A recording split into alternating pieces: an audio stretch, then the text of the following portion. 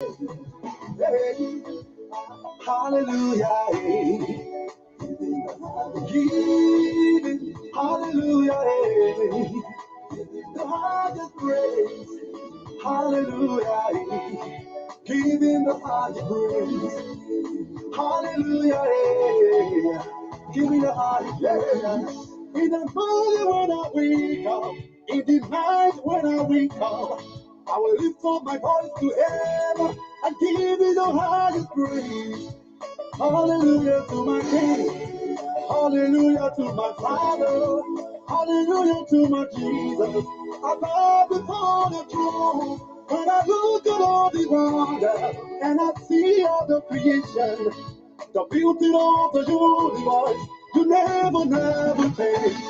You never, never lie. You never, never change.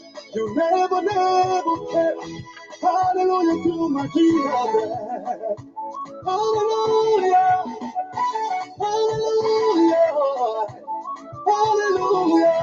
Hey, hey. Hallelujah. Hey.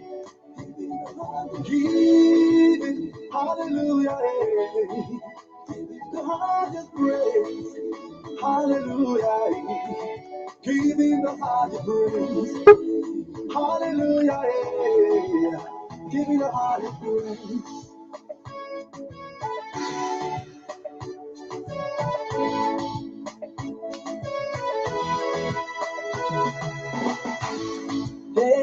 I'm not afraid, Jehovah. I'm not worship, Jehovah. You deserve the praise. I'm not praising. You deserve everything. Oh, the worshiping. Oh, he gave me life. I will praise his name. I'm here to praise my God because he gave me life. Come celebrate, come jubilate, come and worship him. He deserves the praise. Hallelujah, giving the higher praise. Hallelujah, giving the higher praise. Hallelujah, giving, hallelujah, giving the highest praise. Hallelujah, giving the highest praise. Yeah, hallelujah, giving the highest praise. Ooh, hallelujah. Good evening, folks. We want to welcome our viewers and listeners across the globe. I'm Mcss and so happy time. Merry Christmas. This is the Diaspora Informative News Outlet, Liberia Public Radio. I want to wish our many viewers, listeners, committed folks, and the motherland happy time. Merry Christmas and a happy New Year. Stay tuned. We will get this program going very shortly.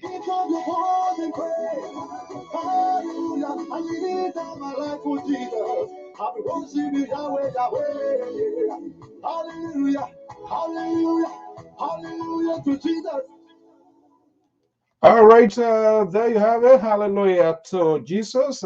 We will get this program on the way here very shortly. I do us a favor and just hit the share button the best way possible you can because we're about to get this program on the way. And we say happy Merry Christmas and happy New Year. This year has been a kind of rocky one, but by the grace of God, yeah, a lot of other ugly things happen, but we must give praises to the Lord. Say Merry Christmas and a Happy New Year. We want to welcome our viewers and listeners across the globe, Liberia to Europe, Africa, wherever you are on entire planet Earth. We want to say welcome. Today we're going to be having a professional type conversations like we have been doing in the past, but you will not necessarily be hearing with this CPP, WPP. No. We will be looking at the educational system in the country. Our guest here is one of our own. He has been contributing right here on the Liberia Public Radio as analyst contributor until in November when he was appointed by the President of the Republic of Liberia, Dr. George Weah, as superintendent of the Monrovia Consolidated School System, MCSS.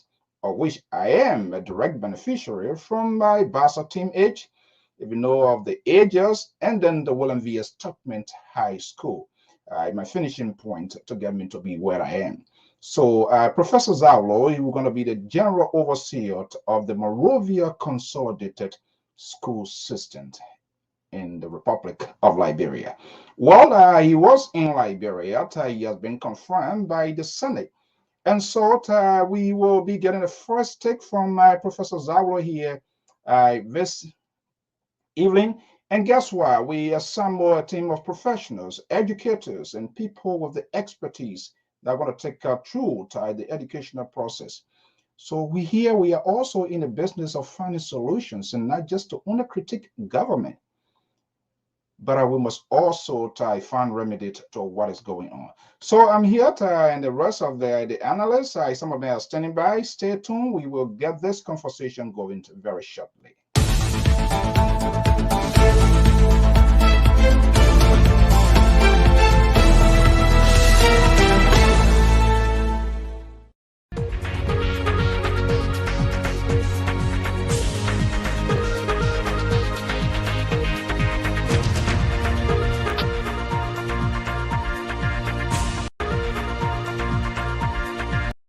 Okay, before our guests come, our special guest come, one of our own, Professor Zawolo. But let's see, what are the kids going to hear on baby here this evening here? Let me bring some of our contributor, analysts, educator here. Let's set the stage here, their expectation, and how they intend to profile this conversation here. Joining me live right here from Kenya is our contributor, Mr. Marcos. Weir is here, going to be coming in, and of course, Mr. Hamilton Zilli is an educator. These are professional people, former teachers with vast knowledge. Let's get your take, and then very shortly the professor and the liberal progressive, and as well, Amos John going to be joining me. So let me go to East Africa, Kenya, where my man, Mr. Weir, is standing by.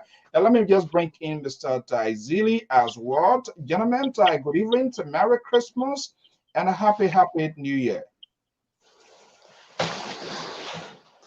Thank you. Merry Christmas to you, and Happy New Year to all Liberians and those who are listening to us at this time.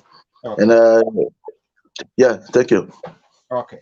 Mr. Zilli, are you there? Yeah, Mr. So, thank you for having me. I want to say many happy return to you and the family and the LRP radio. I mean, LRP, right? LPR. That's LPR, okay, radio family for allowing us to share the platform with our prof and also Liberians all over the world. Thank you so much. Okay, there's nothing that we can talk without probably inserting politics into it, because these stakeholders, these are people who made these decisions, and sometimes it trickled down, and that's where the system collapsed, and now we all whining and crying like a young baby. Let me start with you, Zilli. You are educated. How to these politicians? Are they having enough discussions about education? What is it, education? What is education? What is it about? Why should we be educated in the first place? Well, education is very key. It serves as a pivotal role in any development. Unfortunately, many of our people who are kind of policymakers in our sector, in the education sector, they are more like politicians than practitioners in the field. And it's very saddening to know that our government in time past and even currently are not been focusing on education. Not much have been done in our field, in our sector. And you agree with me that the former president, Madam Eddie Johnson, said our system, Eddie Johnson system was a messy system. So, I mean, she tried, but she did not do more than enough. So, unfortunately for this current administration, I don't know. They've been trying, but I think the more to be done. And those that are crafting, those that are spearheading the system, I want to believe that they are not practitioners. Yeah, it's like people that are placed in key positions are people who like they support the regime or support the ruling party, and they are placed there because of maybe connection, because of what other thing. But again, we still have problem in our sector, and there's more need to be done to help us to be up to power other countries around us. Okay, yeah, before I go to Mr. Wee in Kenya, you did point out something. Our man, Amos George, is standing by too. I'm going to be bringing Helen Johnson Sully, educated woman, Harvard graduate. That was the radar we were hearing from time to time. Uh, how was the educational plan? Was it successful or it also collapsed? Well, I think she tried. She tried because they had a lot of foreign partners, other countries contributed like USIC. USIC came with this program they call Lpr-Tv, the Liberian teacher training program that helped most of our teachers, especially in the area of reading. They're able to train a lot of teachers, a lot of schools. They had them, and they kind of try, but again, the budgetary allocation for that sector was minute. Okay. Okay. So let me hold you right there because it's already full hook on it. So let's Yeah. go to Kenya here. Mr. George, welcome. The man from the far right has been described here by the liberal progressive. I don't know where is he. Let me just bring you in. You also formerly serve in the classroom. Where is the frustration when it comes to the education aspect? And for those of you who were in the classroom, where this frustration is coming from? And is it not being done? Thank you so much, like I said, for inviting me in at this time to discuss one of the pivotal issues in our country that I believe if we focus on will shift the destiny of of our country. Because in the absence of education, even if you build all of the infrastructures, the roads and what have you, in the absence of education, the maintenance will be a problem. So education is very vital in Liberia. But I'm just looking at the 2022 national budget that have been passed by the House. Education, I think, is 88,996, I think 824, something like that. That's what have been allocated to education. Okay. So you just imagine. So there is a lot of frustration when it comes to in the classroom because I taught for 9 years in Liberia. I taught three high schools in the Lokintown area. I taught Era John Massey High School, the Joanna Anto Senior High School, and the Donna M. Khan Wesleyan Institute. So when it comes to monitoring, it's a problem. It's a serious issue. Okay. People do whatever people Let do me whatever they want to do. Okay, let me hold you there, And guys. The conversation is about to get more fascinated. I'm not sure what's going to happen because here we come again tonight. There are who's from the far end of this whole network here who takes it in his own column for whatever reason. We yet to find a scientific evidence for that, so we can accuse him. The liberal, Mr. George, welcome. Let me bring in the liberal progressive is also the host of Conversation with Samson Tour and a contributor right here. Let me just bring in here.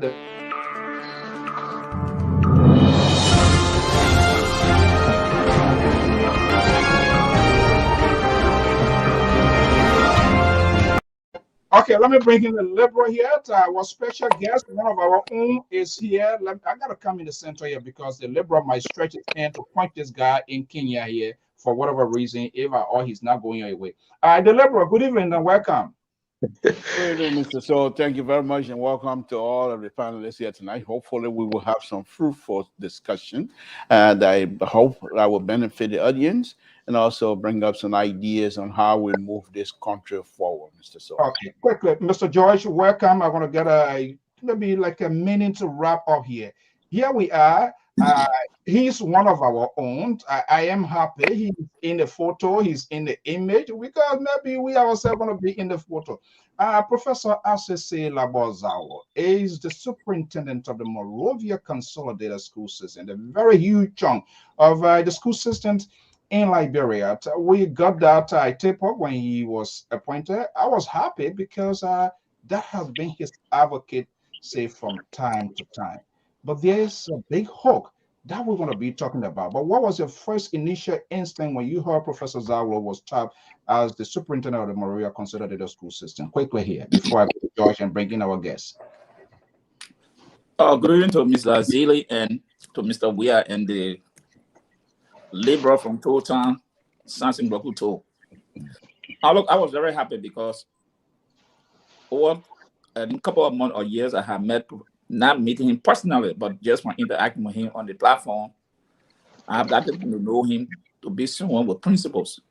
And when I heard that his name was tapped for that position, I was very happy because I think if he gets the budgetary support, he will change that system. Oh boy, the far right man, he start putting hook on this conversation already. I'm also a beneficiary from that system, the Monrovia Consolidated School System. Okay. That was the school system in Monrovia. Every poor child wanted to attend the system. But I don't know. Today, I was in Monrovia just recently. I saw school buildings of the system. I almost cried. Okay, let me hold you right there. Liberal, quick here. Let me get your take. So we'll bring in our special guest here this evening. And I hope Mr. So, why do we have a special onto the guest name added to that to say special guest? Why are you being the man's a superintendent, man? Come on.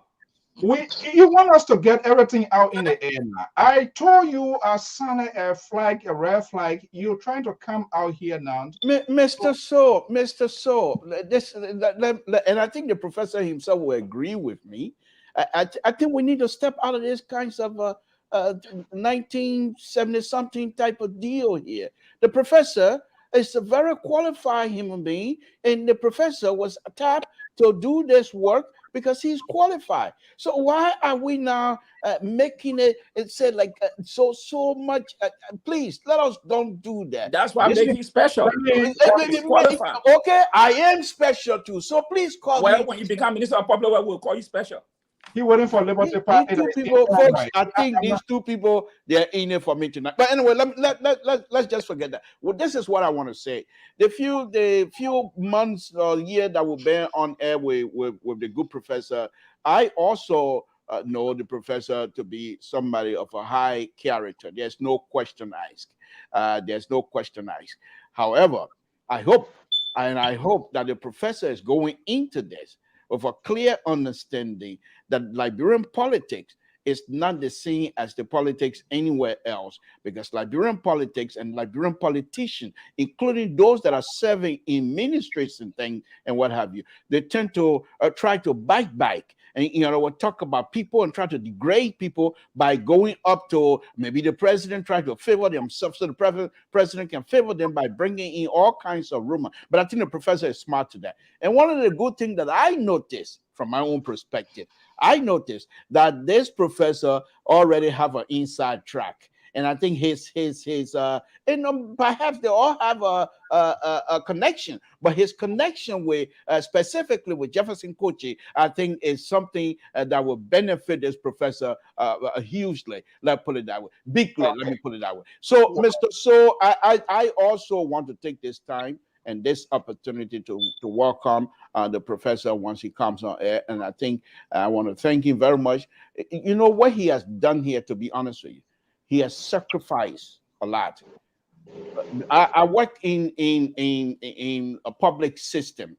And in public, Mr. So, hold on. Let me make this point. It's very important. It's very important. If you work in a public system, they have public retirement system. You have to attain certain years before you benefit fully. and leaving these positions, going back to Liberia, you have a risk. Some people have not had that opportunity to obtain those years that is required to have this for the 100% benefit or 50%, what have you. So the professor going back to Liberia, knowing fully what things they're very difficult, and with the challenges that are going to be facing here, and yet still he's taking their head on. I give him kudos for that. And I said, thank you, Professor. And whatever we can do here as a brothers and sisters to support that, we will do so. Right. Except for the far right and the central right coming in already attacking my position. I think this night is going to be a very suitable night for me. And guess what? No kudos for you, because the last 3 years, your 9 years, can go up. It's still 9 years. No, he can't read to it. The conversation is about to get underway. Let's get always 9 years.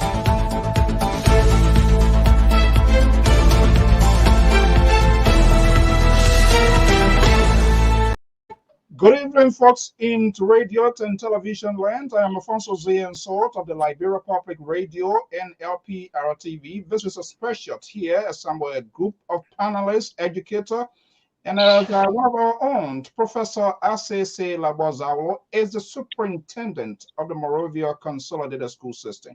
He was recently appointed by the president. Our understanding, he's been confirmed. He was in Liberia. He's back to pack his bag and go. Our guest is here, Professor Zawolo. I'm going to be bringing him right now for us to get this conversation going. Yeah, we got, I think the professor, let's see what we can sandwich the professor here, so everybody will get good asset to him. Yeah, if you can elevate your camera, so my folks are going to get you much better. Perfect. Okay. Professor Zawolo, we want to say it on behalf of the management and staff of the Liberia Public Radio. We say congratulations for your performance. You fight a good fight. You are very consistent. Despite of the Liberal being condescending to you on this network, you stood your ground. And here we are. I'm glad I'm going to be in the picture. He's not going to be part of that photo here. But on a serious note, we want to say congratulations, welcome back, and I thank you for making time for us here on your own network that you have provided services to the public, talking wide range of issues. But hold on here a little bit here, because some people, this thing started as far as way back 2007 here. Let's see here if this is it. And we're going to have a little quick profile here, and then we're going to get a conversation. And you know, like our country, even here in the United States of America or in other countries, and the reason for which it is happening is because people have attached importance to. That's it. He's been in this business. Professor, good evening and welcome. Well, good evening, Mr. So, and good evening to my fellow FPR contributors and analysts. It's an honor and a pleasure to be with you tonight. Okay, no time to waste. That's why we brought people of experts with vast knowledge. Some, they were in the classroom like yourself. I think we need to be having a genuine conversation about our country, not just on the politicking. It's not about entertainment.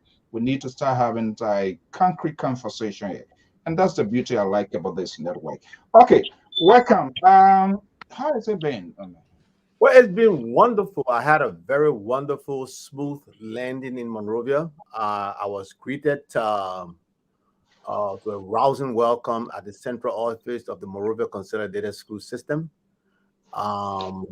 I've held a series of meetings with the Principals Association, the senior management team of the Monrovia Consolidated School System.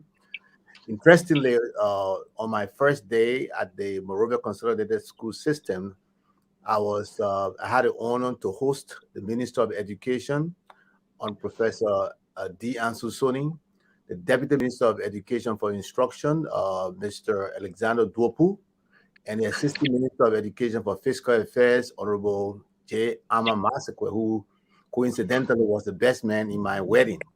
And so we had a wonderful first day on the job. I proceeded to having series of meetings with the MCSS Teachers Association that very same day at the MCSS Teachers Association headquarters. Then I met with the Students Association. It was a very wonderful time, in Monrovia. The challenges are enormous, the work to do huge, the tax daunting. But you know what? I think I've prepared myself for the longest for this tax. And I think I'm excited. I'm enjoying it as I head on, take on those challenges, that beset our education system. Okay. We're going to be having a conversation, gentlemen. Is we all into this here? But before I open it up to the other guys, walk me through here. How that phone call came? Was it in the morning? Was it in the afternoon?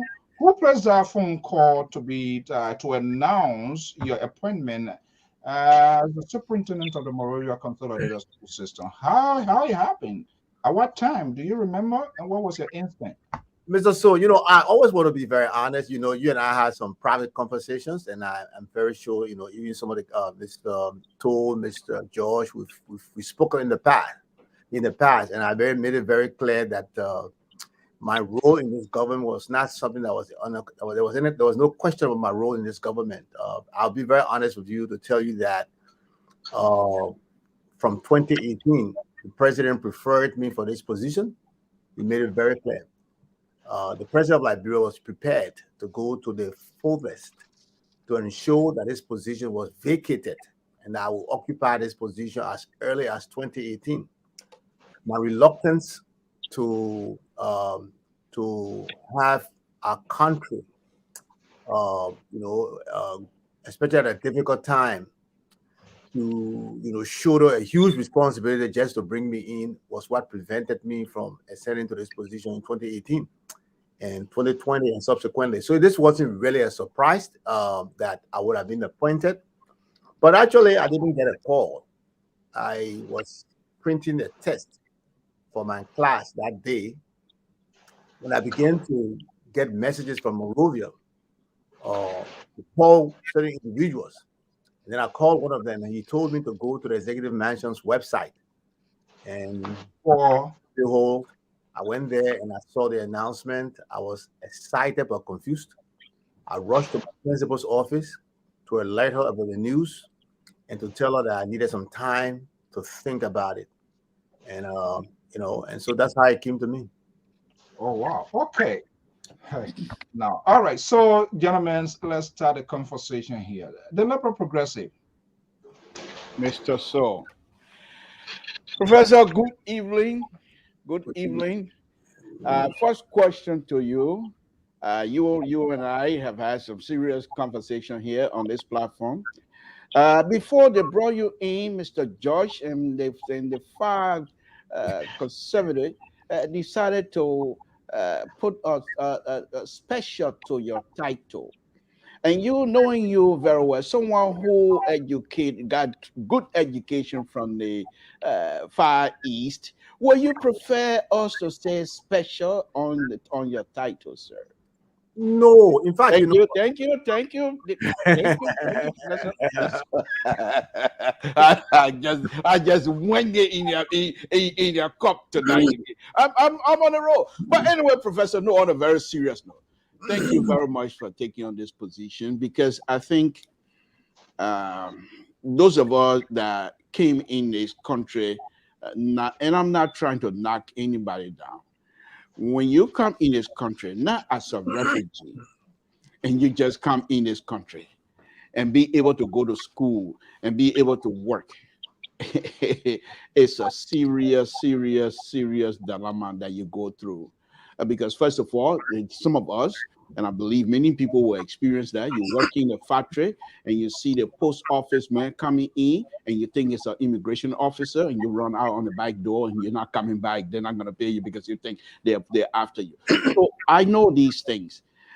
And the fact that you were able to make your own in this country with all of the family and what have you, yet still, all of these Liberian organizations, including ULAT, attending section here and there, what many people have done in the past.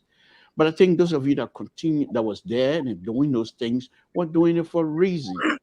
And I think the opportunity has come for you to now demonstrate to whatever friends, whoever you have, whoever you have gone against in the ULAT echelon or power or what have you, this now going to then show to the people. So those of us that know you, we know you have the ability. But one interesting thing that I want to point out here was just a few times ago when you were in Liberia, I follow you on many of the talk shows platform that you were on, and one of the conversation you were having was you stated something that I thought was very interesting, and I thought maybe I asked to see if you can elaborate more on this, and that is you said, I'm just paraphrasing now. I also not just here as superintendent, but I belong in the classroom.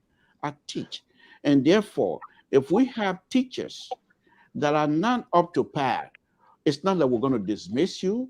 We will give you the tool, and one of the tools you said that we will give is for me, for example. I can say, okay, what are you lacking? What area you're lacking? If it is in math, I'll take you on and tutor you so that you'll be able to perform your duty in class.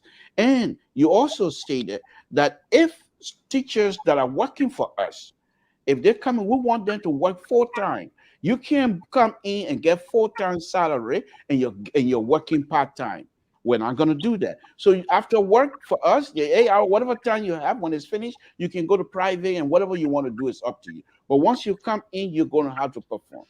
The question then, sir, is with this kinds of situation we have in Liberia, where things are so difficult for brothers and sisters, how do you try to achieve those goals that you set that I just enumerated here, and many of them, many other goals that you have, by the way? And then lastly, I also went to GW, and after GW, I decided to. Well, my mom called me a minister of education as a kid there, and I became a big shot. I went to Wilson High, one of the best school, high school in Liberia. So I was in. I didn't have the opportunity to go through for GW because we the country people. This is how we said it.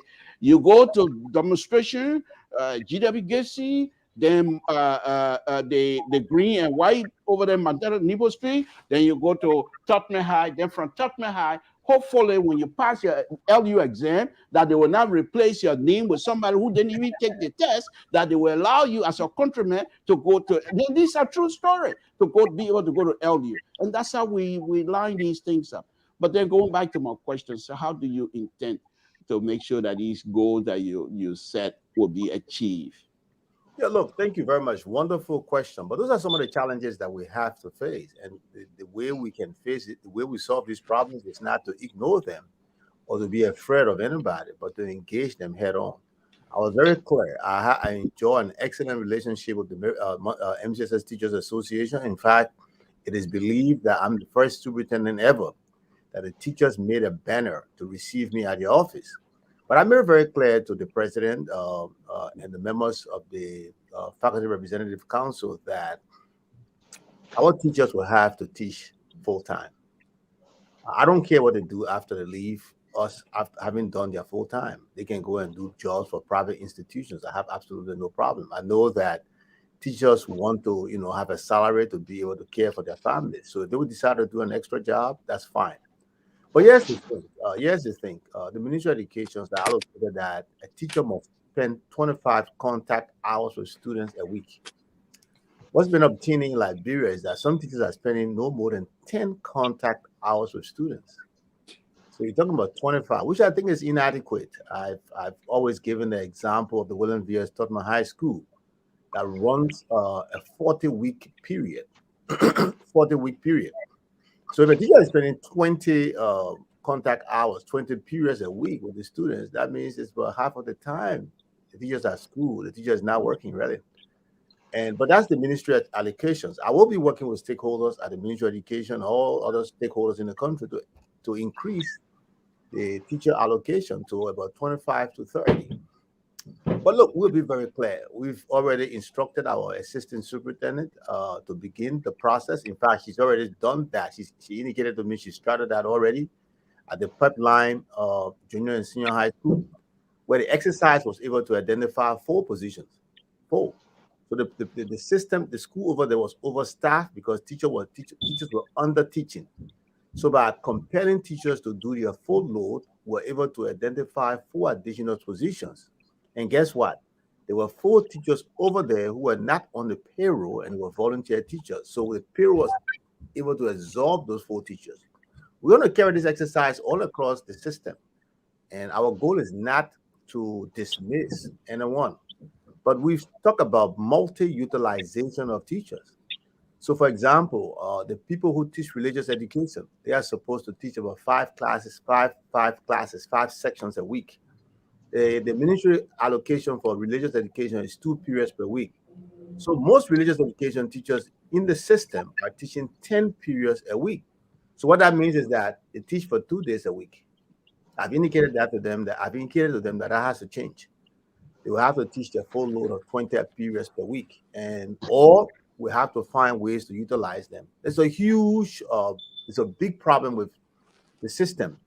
For example, at William V.S. Tottenham High School, there are 10 10th grade sections, 10. Then there are 6 11th grade sections and 4 12th grade sections. So look at that. Between 10th to the 12th grade, you have about 6 sections drop. So you're talking about 60% attrition, 60% drop out rates. So that means only 60% of the, only 40% of the students who enter the 10th grade will be able to graduate from high school. That is a problem.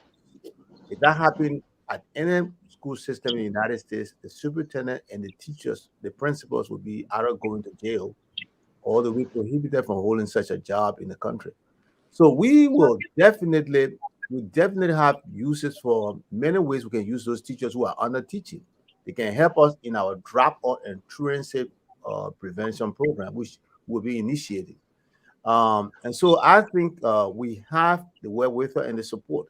Lastly, as a part of my commitment to overhauling the system, I visited the Civil Service Agency and made a request for full consultancy positions.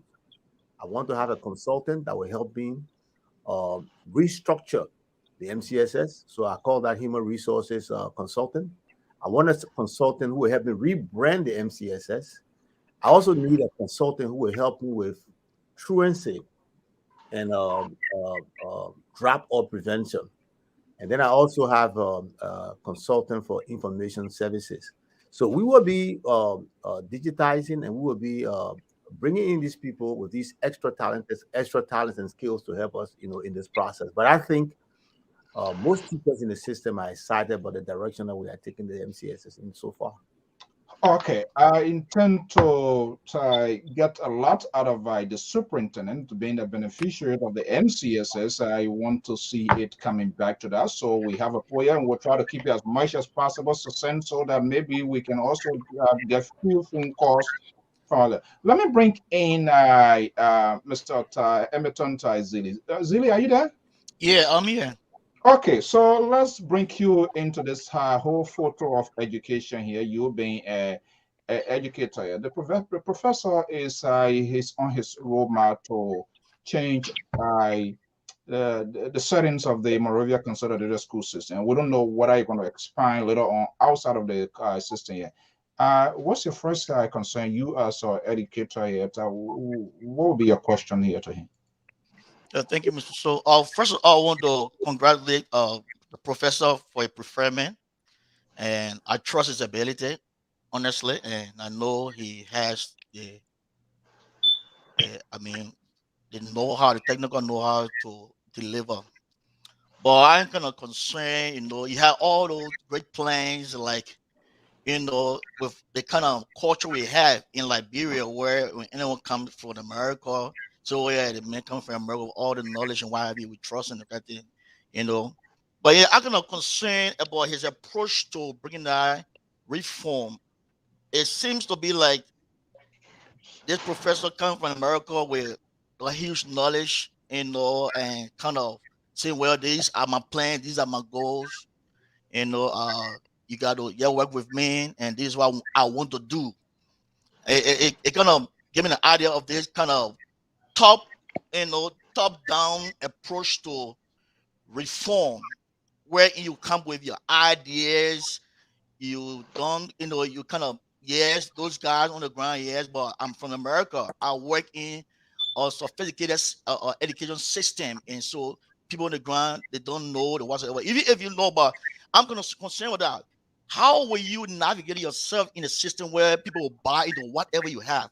Is it that you're going to facilitate whatever vision you have for reform that people will buy into? They say, well, this is our thing. This is our lesson. This reform belong to us. We are worried about bringing this reform. And it's not just Professor Zawolo who comes from America with all the knowledge and just with his plan already, his goal already is what this is what needs to be done. So how will you navigate? Because I think, for me, I mean, I agree with you, all the great plan, but your approach, I don't know how you see it, is like the top-down approach, or are you also considering where you're going to get the people along, let them see for themselves? So, this is where we find ourselves. Oh, this is the problem. Oh, yes, what can we do? Or you facilitate the process as you go along. How will you navigate yourself through that? That's my kind of concern. Well, Mr. Zilli, very valid concerns. Here's the thing, but I'll answer you. I don't think we are taking a top-down approach.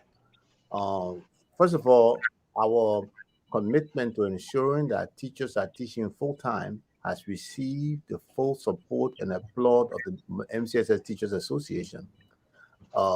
Even the Ministry of Education is also the Ministry of Education also began to speak about that at my induction ceremony. He made it very clear that the Ministry of Education will also be looking at that particular situation. So it's not a top-down approach. We've engaged the Teachers Association, like I indicated to you.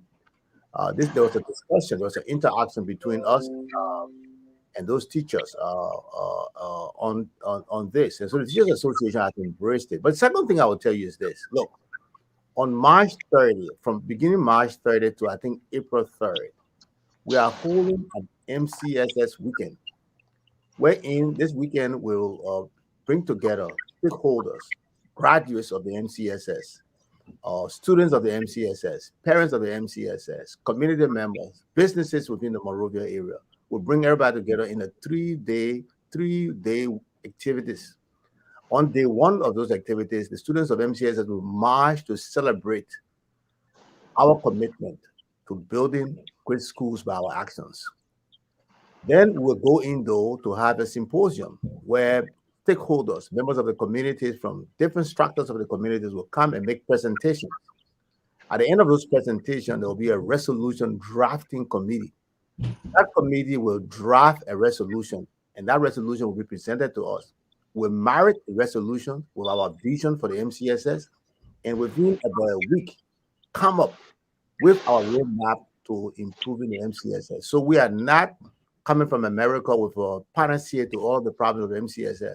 We'll be engaging the teachers, the parents, all the stakeholders going to be involved in it. But for now, there's a need for us to address some of the emergent and urgent problems of the MCSS. We got to make sure that the students have teachers in the classroom and that the teachers are teaching a full schedule.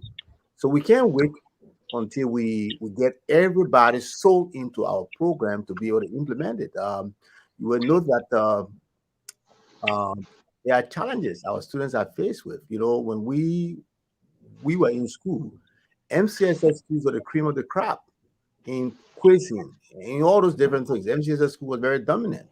That is not the case right now. So we must concomitantly be trying to change things while we solicit the buy-in and support of all the stakeholders. So we are not just dumping it down.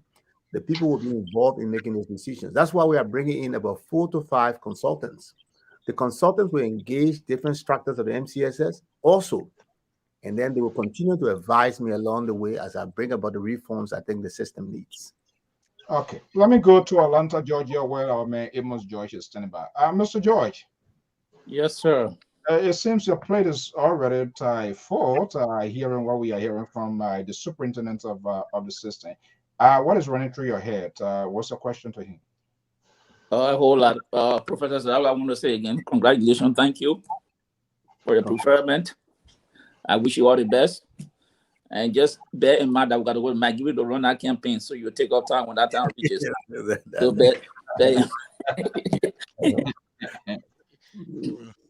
I got a series of questions for you, but right on top of my head, here's the thing. I know that, let me make the comments for it. I know that every change or that it comes with some resistance. I don't care what you do. There will be some pockets of resistance that you will receive in Liberia in the school system. Despite what you want to do, try to get everybody involved, you will still meet with some resistance. That's how, because people always resist change. The way of doing things is the same way they want to continue to do. But my concern comes with these teachers, especially what I don't know you're going to incorporate tutorial classes for the students of the system, because that's one of the major problems in the school system. Because many of the students sometimes don't have help at home. And if these teachers, they are not going to be working, if the ministry work with you 40 hours a week, and you going to provide some provisions that those students that are not catching up, that hour can be set aside for those teachers who will have some, let's say, free hour that can take that time to go to the classes, organize, and assist those students. One. The second one here is the corruption in the school system. Now, when I talk about corruption, I am not talking about just monetary value. You have teachers who coerce students to give them grades to go to the next class. Those are some of the major issues in the school system. Now, you just coming over, what are you going to do to try to change some of those behavior in the school system? Okay, so quick questions. Look, the first question, let me take on the first questions concerning tutorials for students who are not succeeding. At my induction ceremony, I clearly laid out that the days of teacher pepper are over. I made it very clear that the times when the success of a teacher was measured by how many students filled that teacher class is over.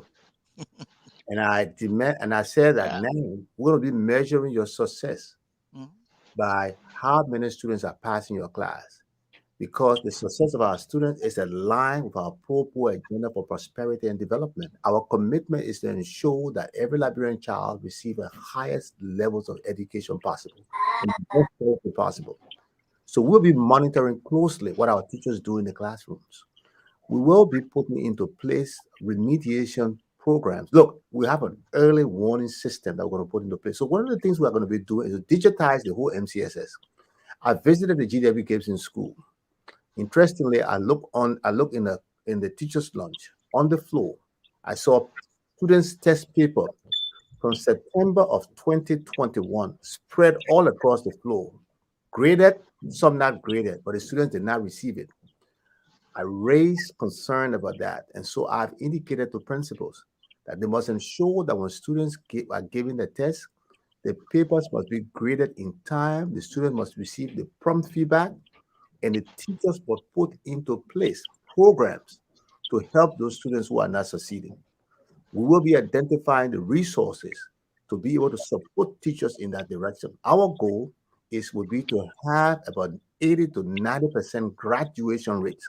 So we want our students to graduate.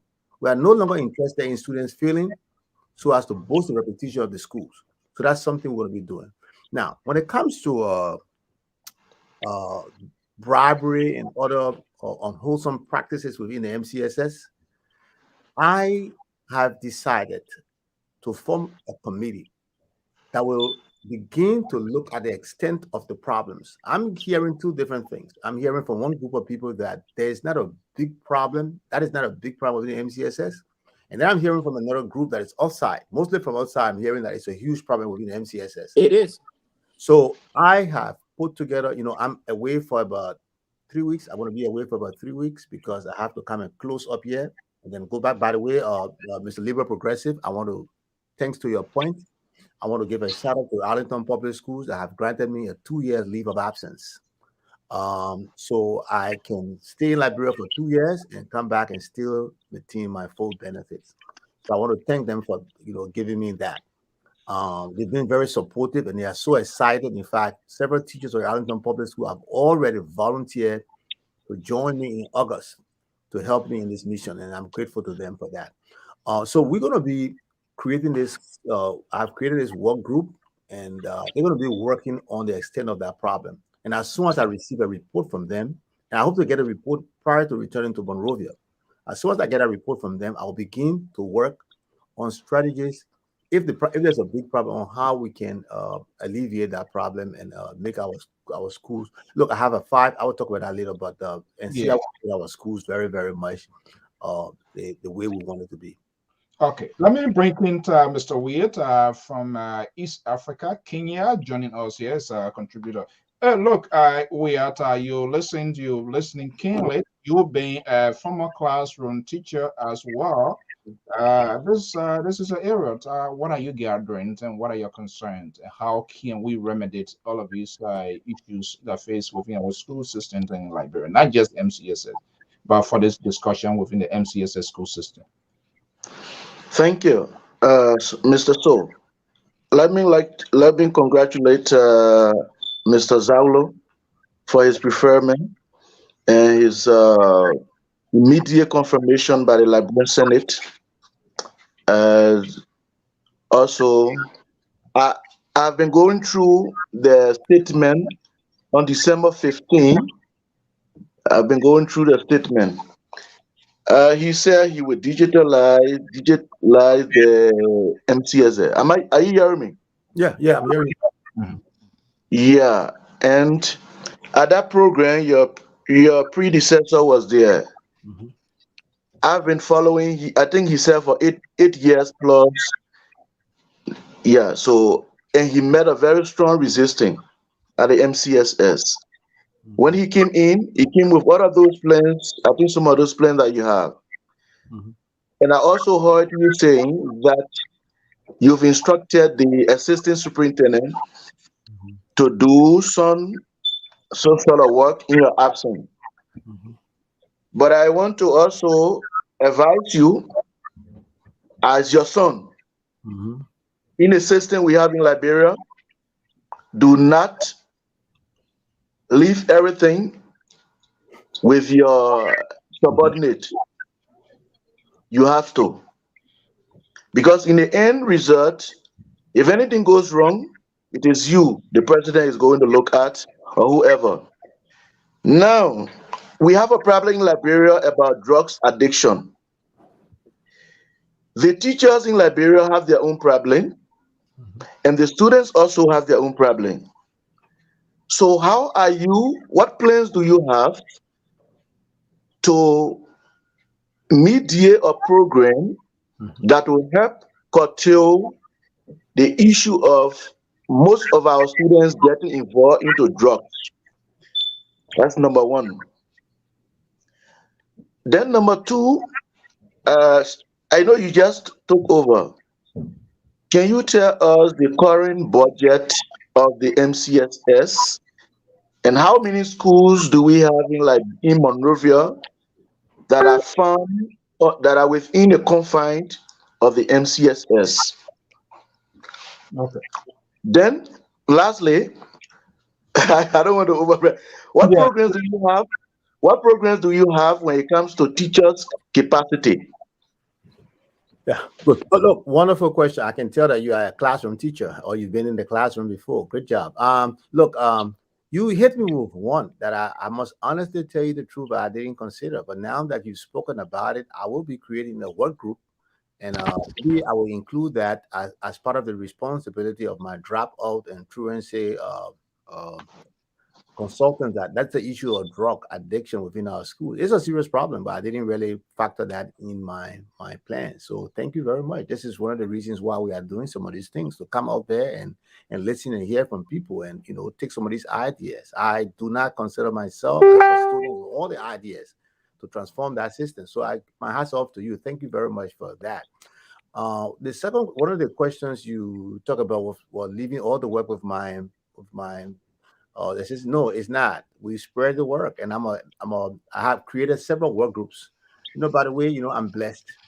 My dad is an educator. He was an assistant minister of education during the Summer Kayando administration. So he's one of my strongest supporters. Today, I sent to him the work groups and my plan that I developed, and he was very, he criticized it, and we've worked together on. So yeah, I've created several work groups, and I'm a member of each of those work groups. I created timelines on and performance standards and metrics, and I'll be monitoring them closely. So no, I will be a hands-on superintendent. In fact, I will be teaching. I've already asked them to find a couple of classes for me to be able to teach at least every week.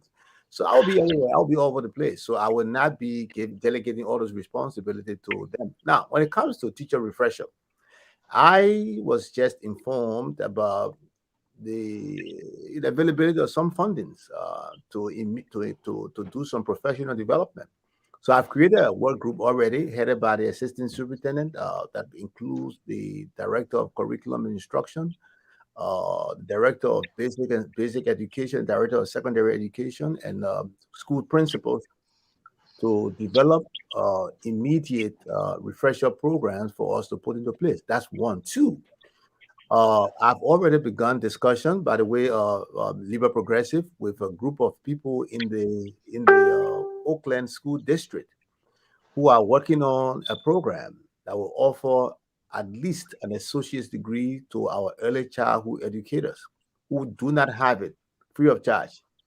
And those early childhood educators do not have to come to the United States. We're going to be operating those classes, online. So that's the second thing we have also done. We've also engaged the iHelp Foundation. They have a mathematics program, and we're going to be seconding about 10 of our math teachers who will begin the programs of the trainer program. So we've already begun to address the issues of teacher development, which will be one of the cornerstones of my leadership. Look, I'm a classroom superintendent, as I told them, and so I will be actually working hard to ensure. I've indicated to the teachers, we will not be accusatory, we will not be demeaning and condescending to them. Where there's a problem, we'll seek to mitigate the problem. And the only time we'll be forced to part ways with a teacher is when that teacher refuses to submit to the remediation program that we develop on behalf. Okay, so let's get the central call of this conversation here this evening for the benefit of our viewers and listeners, and to set the basis of our conversation. My guest here, Professor Zawolo, is taking a specific plan, goals that he wants to achieve, or maybe those that are there, it's not being effective, or to enhance it to go or further. I would like you to share light with that. And two, one of the major tasks here is all of what we are explaining. These are strategic plans to enhance the educational program within the system, and potentially it can expand across. But the level of support, the financial aspect of it, and Amos George just hit the nail on the head. People do not want others to shine because they, I guess, they're going to be running 65 miles speed over the speed limit. Oh, who is this guy here? He's trying to steal the show. And then you begin to start getting some whatever stuff to tore you down. It might sound a little bit ridiculous. You had a chance to speak directly or meet with the president or authorities that will help to facilitate your success, because there's a lot. The teachers are there. We've been hearing teachers been going on strike. You can have all of these good policies, these good plans, but if salaries begin to delay, teachers can get attractive benefits as it should be. You know why it is. You from here. If those things are lacking, your visions and your plans will go down. It will submerge. So let me. Do you had all of this conversation with the president and the education authority? No, I haven't met the president yet. I hope to meet the president when I return. I was in attendance at the Christmas tree lighting program, but I did not get a chance to, have a personal one-on-one conversation with the president. I also wanted to answer Mr. Weah's questions concerning the number of schools within the MCSS. Presently, we have 24 schools within the MCSS. I received one verbal application to join the MCSS. I will not reveal the name of the institution that already submitted a verbal request to join the MCSS. Once I get back, We'll be discussing, I will be asking them for the formal request, and we'll be discussing the possibility of adding an additional school. But that will be a very interesting school, and the public will really, really love to see that school become a part of the MCS. I'm elated and excited that that institution will even make a request to want to join the MCSS. Now, let me come to the issue of support. Look, within about a week time in Monrovia, I was able to raise close to $1 million of commitment to the MCSS, most of which is cash that had already been basically put into our coffers, almost, I can say. So we were able to, for the first time within 3 years, we're able to assign contracts, and we've already begun to see the vendor delivered rule book, plan book for every teacher within the MCSS. We're able to print a curriculum for the first time in 3 years, so that every MCSS school will have an abundance of curriculum material, the curriculum to be able, so that we can be able to effectively monitor the implementation of the curriculum by teachers. So the support has been amazing. The Ministry of Finance was very, very helpful. The Ministry of Education was extremely helpful.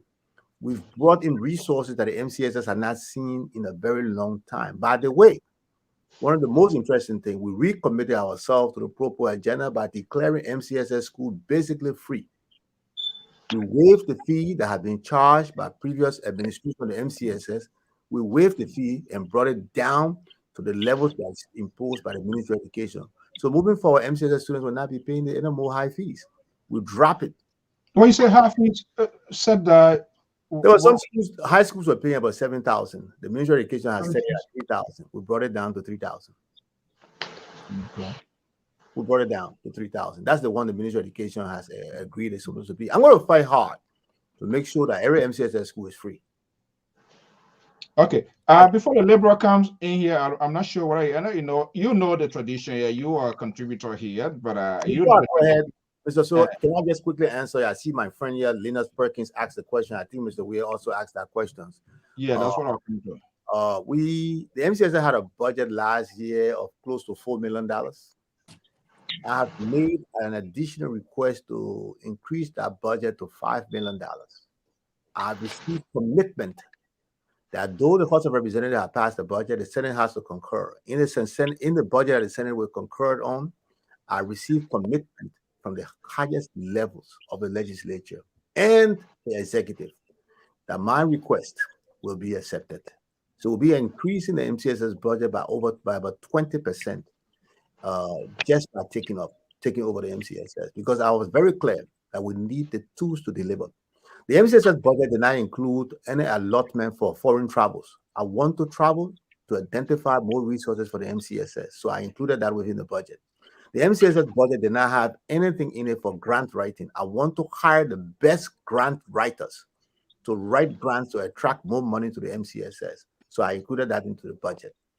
The MCSS facilities are in a state of total disrepair. I want to ensure that we repair those facilities and we establish 4 laboratories at the 4 high school. At the moment, as I speak, a team of MCSS employees are working on the final modalities to bring in one science laboratory, to bring in a full science laboratory to each of our 4 high schools, so that they include chemistry, physics, and biology. We've already done that. We also want to ensure that our facilities are protected, and so we're going to be equipping our securities. Somebody talked about the Zogos going on the campuses and in students. We're going to end that by fencing the schools that need to be fenced, and we're going to provide additional securities for those sites that are being more prone to those kind of activities.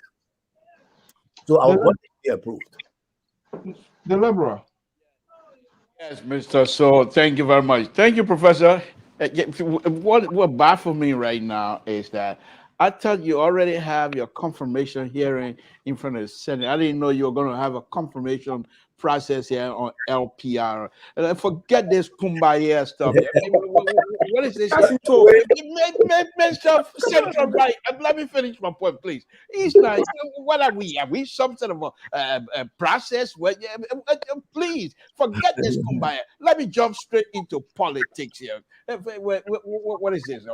Confirmation? I'm done with that confirmation. Professor, let me ask you this. And as you know, I am a member of Liberty Party USA. And I also in favor of trying my best. I will try my best to unseat this government and this president of the Republic of Liberia, Dr. Weir. So if you do good, Dr. Weir and the CDC most likely might want to ride on that. So I will be very careful how I praise you here this evening. I'm not going to let my praises jump all over the place, because I think CDC might want to utilize that kind of process. Of course, you're doing it for our people, our brothers and sisters, but we have to be very careful here how we jump on this bandwagon here of CDC doing good and what have you. You the first time for a very long time, and you're one of those who have talked about pro-poor agenda. And that's ruffled my fellow a little bit, to be honest with you, because if the people start talking about pro-poor agenda, then they get you into. I don't want them to talk about it so that I can campaign against them on that. But if you start bringing it up, then they cut down my process a little bit. Look, Professor, let me ask you this.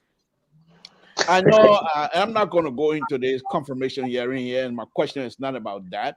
My question is strictly based on technology. I know the school system. Well, at one time, like I said, I just went to GWGC and that was it.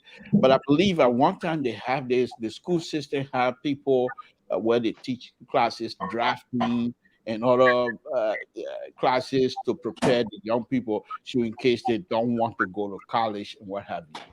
I was wondering, are you also looking at that to bring that back in the info? And another question that I have, and I think Mr. Weir spoke on that earlier, and that is, you also knowing fully well that we're coming from a civil war, and I know the challenges are there, but at the same time, I don't believe that we should just wrap ourselves around the challenge every time. The challenge is too much, and tend to just sit down, not do anything. What are some of the things that perhaps you're planning in your own weak way to help alleviate some of those issues? And one last question. It's not your business you can only take the cow to the water side to drink. You can't force it to drink. And you call the MCSF teacher there and say, you don't do good. They don't want fire them. I tell you so. Let's fire them. You tell them, say, let's do good. They don't want to do. They want to follow the corruption. Put them outside. Let them go somewhere else. Let them follow Vani Shama, and go on with the corruption business. That's where they belong. They don't belong in the city. No, that's a city. I mean, they don't belong in your whatchamacallit. To be honest with you, I think if you stress that line to say this is what's supposed to be, and you can prove to them that this is going to be the result if we all work to it. And I know you have the ability, because I remember when you were involved in ULAC conversation, and every other conversation you have with them, it's always trying to say the end result. What would the end result look like? And you being a mathematician, that's very easy, because that's the end goal of whatever it is that you try to do. So I think you would do well in there. But my main question here to you, Professor, is how do you try to bring these young people, that some of them, because of the condition of our country, have them in such a poor state of educational system, and in fact, including some of the teachers, because some of the teachers are not quite prepared. Yes, still they have to find jobs.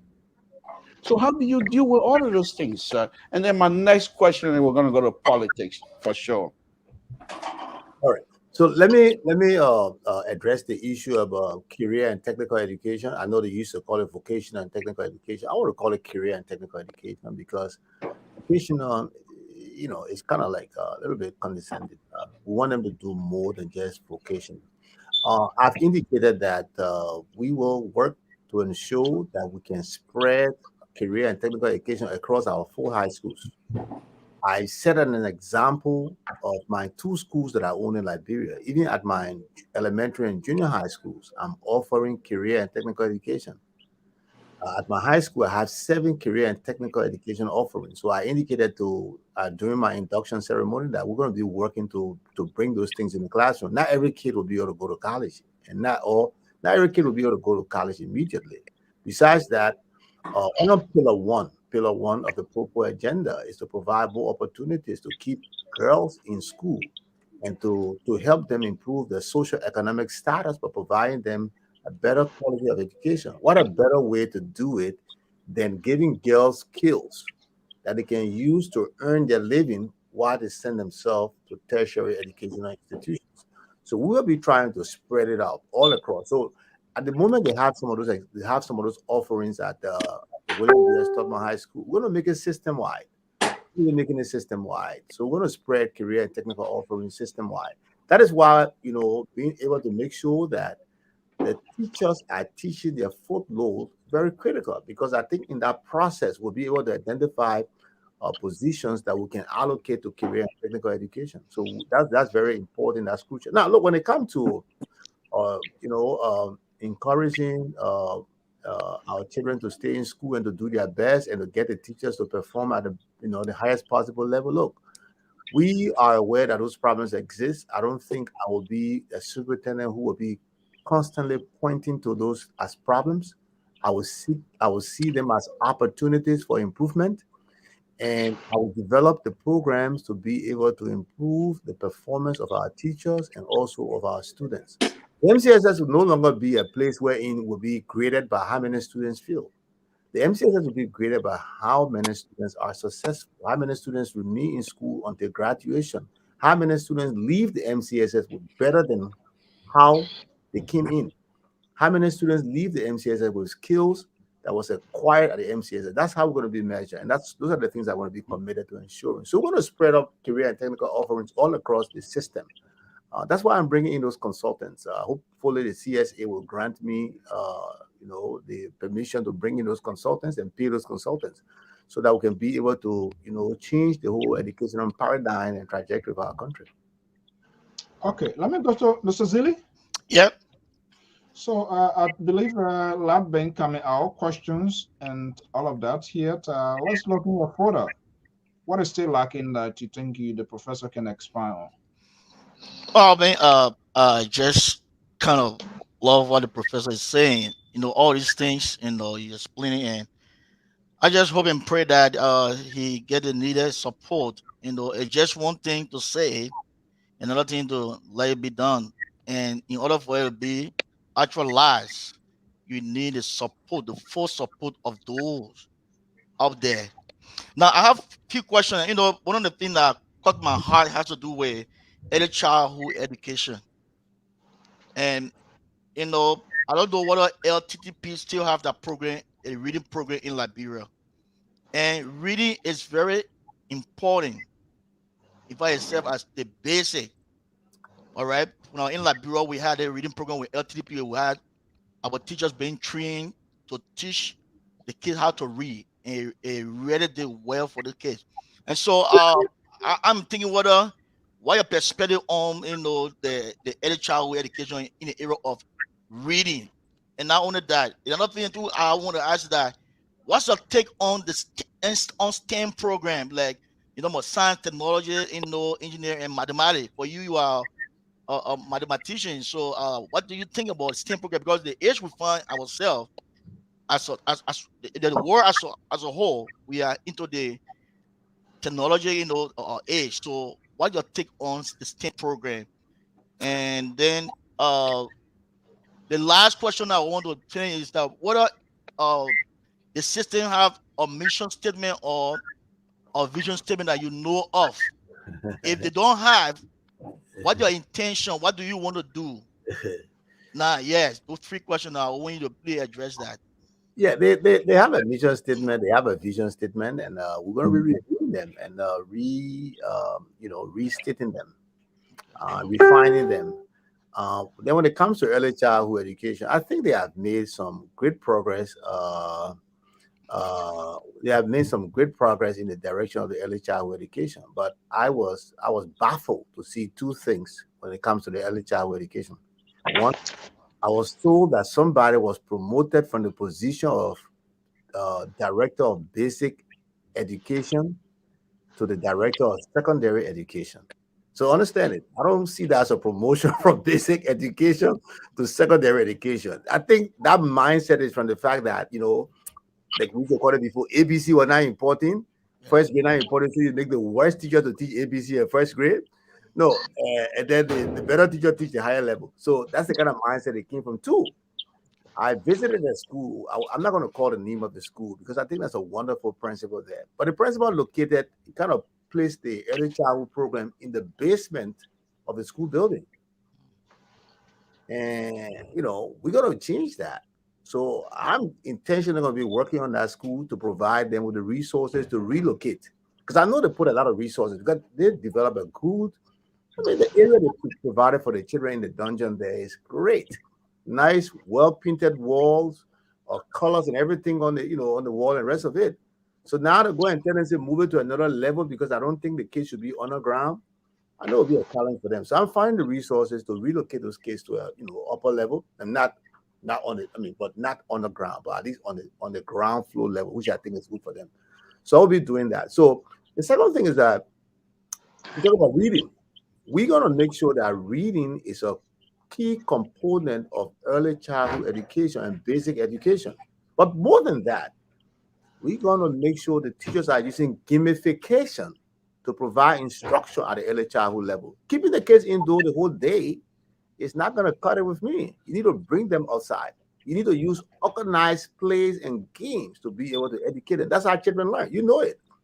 That's how children learn. They learn better like that. So we're going to be teaching those things. And I can see that the teachers that I talk to, the principals that I talk to, they are interested in doing those kind of things. They just need the support to be able to do those things. Because to bring the kids up to play, you need to have balls and games and all kinds of things to play with it. I engaged several vendors of the MCSS, and I asked them, "Are you getting all this contract from us? What do you do for these kids? Do you buy them basketball and this other thing when they need it?" I never bought it for them before. I think about it. I'm saying, well, you got to start thinking about those things. When you get contract from us, you have a corporate social responsibility. Give us something back. And so we're going to be identifying the kind of resources the teachers need to be able to bring the kids upstairs and have them play outside and using games to help the kids learn. Look, you can't go in the classroom and draw a square on the board and tell the kids it's a square. Fine. But what a better way to teach the kids, but to bring them outside and tell them, say, look, 10 of you guys over there form a square. 6 of you guys over there make a circle. 4 of you guys there over there make a triangle. Guess what? They are playing and moving, but they are learning cognitive, psychomotor skills development. Yep. And so those are the kind of things we're going to be bringing into the system. And I see that the people are anxious and ready to to do those kind of things. And so those are some of the things we're going to be doing. I hope I answered all of your questions. Was there any one of them that I did not? It's STEM programs. STEM program. STEM. Yeah. STEM is the direction. Look, the MCSS, interestingly, the MCSS is still passing around paper memo. Prior to leaving, I've indicated to them that we're going to throw that away. There were resources allocated for my office operations. I'm directing a significant portion of the resources allocated for the superintendent's office to the purchase of laptop computers for a significant number of the central office staff so that we can begin to digitize our operations and then through that process digitize the whole operations in the place. And then when we do so, obviously STEM education will the teachers will be able to lead the process. The central office staff and the teacher will be able to lead the process of bringing STEM education to the country. Look, I indicated, I think in one of my interviews, we cannot attract Mercedes-Benz to Liberia to open that plant. We cannot. We just don't have the skilled human resources to be able to work at those plants. How will we be able to attract light manufacturing, which is one of the, I think it's on pillar 4 of the Pro agenda? How can we be able to do so? We must be able to prepare the human resources, develop the human resources capacity of our people in the area of STEM, manufacturing and production. So that will be something that we're going to be definitely engaging and working on very hard to make sure that our students receive, decent exposure to STEM education so that they can take careers within the STEM fields. Okay, Mr. George, after that, we would also try to incorporate our audience here. Mr. George. Yeah. Professor, I got one or two questions for you. Mr. We have mentioned something about drugs, and that is, I want to add drugs and alcohol abuse by students in the school system. But also, again, I'm worried. My worry comes from this end. It's not just the students abusing drugs and alcohol. I think we want to create a drug and alcohol-free zone in our schools. But equally so, teachers in the system, MCS teachers, drink while they are on the clock. And those are issues I want to bring to your attention, because I can testify for that. And if you go today in the system, you will see teachers across the road drinking. They say they on a reset, they drink and go back to class. And if we are going to hold these students accountable, then people will hold the teachers accountable. So I'm going to ask you, what are you going to do to introduce the drugs and alcohol-free zone? Because it's not just the students, the teachers are also involved in it. And secondly, material. Because many times teachers go to classes to complain. They don't have chalk. They don't have this. They can't plan their lesson. You did mention. What are you going to do to alleviate those problems? Because these are excuses the teacher gave to do other things. And say, well, we go to school, you sit down, no chalk, how do you expect them to teach? So I'm asking you, I know it is tough. You got a huge tax to perform, but I'm asking how you going to achieve that. And thirdly, are you thinking of a major fundraiser for all around the world, those who are benefiting from the MCS school system? If even it's $1 that we all can contribute to help to uplift that school system, because we all one way or other pass through the door of that school system. That's my final question to you. So let me address. You see, look, one of the things you see, like minds always are thinking about like things. When I was taking a tour of Tottenham High School, when I was going, just directly opposite the Tottenham High School gate, there's a shop there. I sell drinks. Yeah, and I was concerned about that. And so those are things I'll be working with the city mayor to create zones where people will not be able to sell alcohol, where schools are. So that's something we've already identified as a concern. I don't know about any teacher. I didn't receive any information about teachers going across there to drink. Oh, so Mr. Professor, I can tell you that. Yeah, but I can't speak on that. I know, but I'm just telling you. Just keep an eye on it, you will see. I haven't seen it. Now, when it comes to the fundraiser, I indicated to you that beginning March 30, I think, to April 2nd or 3rd, we'll be holding the MCSS weekend. Our goal is to raise 50 million Liberian dollars to be able to address some of the pressing needs of the MCSS. Most of the blackboards, and I'll send this message out to people out there, help us. Most of the blackboards in MCSS schools need to be replaced. And in fact, I want to replace them with white dry erase marker boards.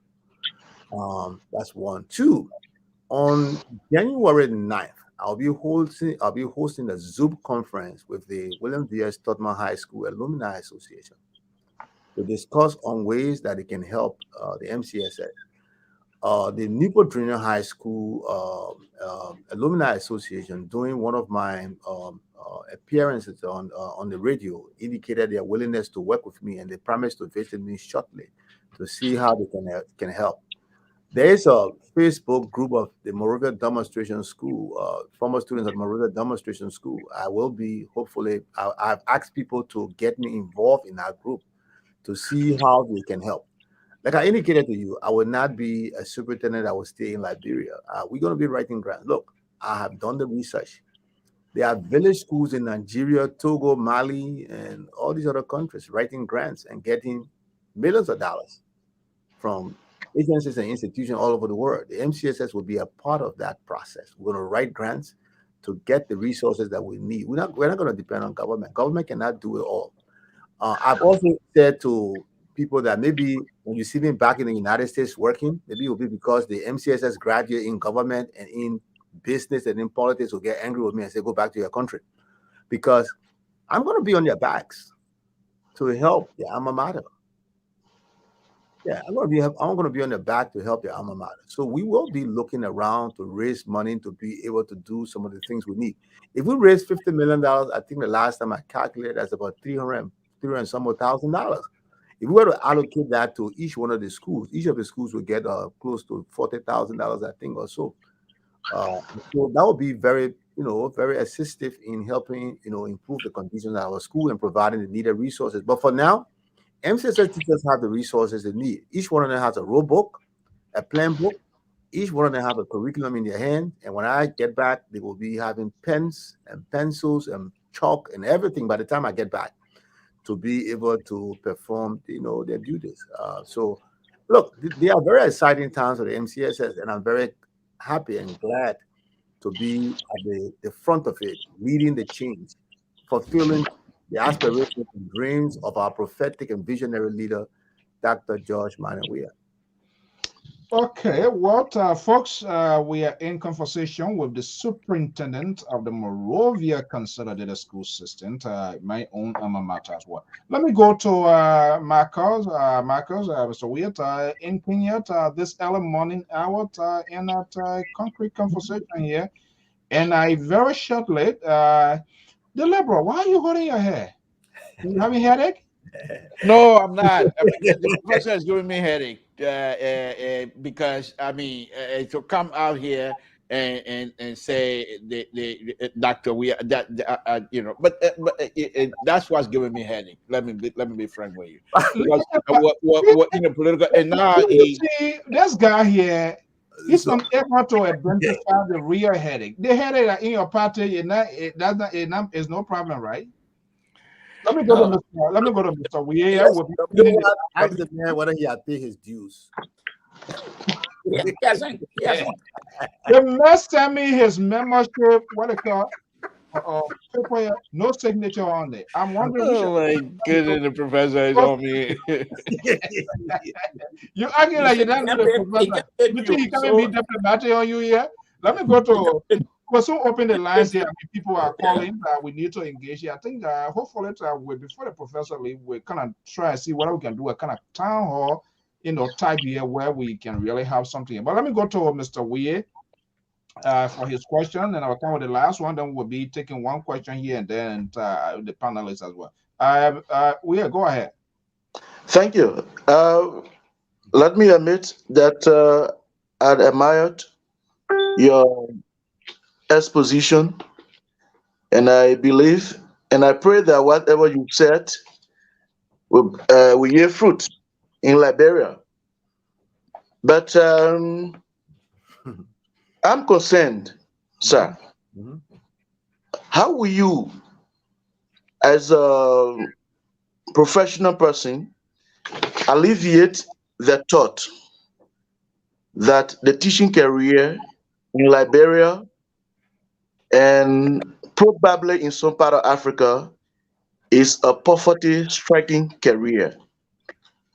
Then, secondly,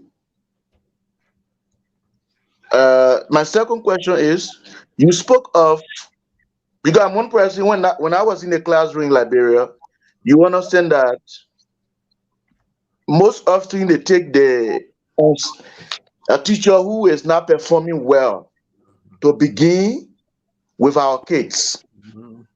And I think it wasn't the right path because it was not preparing our children, because education is the foundation. Once you don't have a strong foundation, even you have the opportunity to attend Howard University, you are not going to utilize those opportunities. So thank you. But you said that teachers are going to take their full load. So if teachers are to take their full responsibility in the classroom, not reducing their time to go and get other jobs that will make them to get more earnings to meet up with their monthly expenses and what have you. So is there anything that you have in your plan to, increase their salary so that they can stay on the job and not looking for other private schools that will make them to come to class and just put the students in rush and go back to the other school? No. I look, it will be unrealistic to to say yet that we're going to increase teacher salaries. Our budget is very tight. There are competing priorities of our government, and we do understand that. Now, I will also say to you, I will not alleviate the thought that the teaching profession is one through which you can never be a rich or wealthy person, except perhaps in some of the Scandinavian countries where they train their teachers the same way they train their doctors and their lawyers. So as a result, they pay them equitably. So that's not going to happen. But here's the thing. I always tell people, the only reason why I teach is because it's not a job. It's not a work. If teaching was a work, then I wouldn't be doing it. It's passion. And so that's why teachers do what they do. I know most teachers, the Minister of Education said at my induction that most of the people he graduated from college with never own a car in their lives. But you know what? Most of them feel more fulfilled than he is feeling, because their work transformed life. Their work produced doctors and lawyers and teachers, people who are contributing all across the world. So you don't come to the teaching profession with the hope of getting riches and wealth. But let me also say this finally. When you look at the overall civil service structure, salary structure in Liberia, I think our teachers are not paid wholly. I think the salaries we offer our teachers are reasonably okay. Given our economic situation in our country, our teachers' salary is not too bad.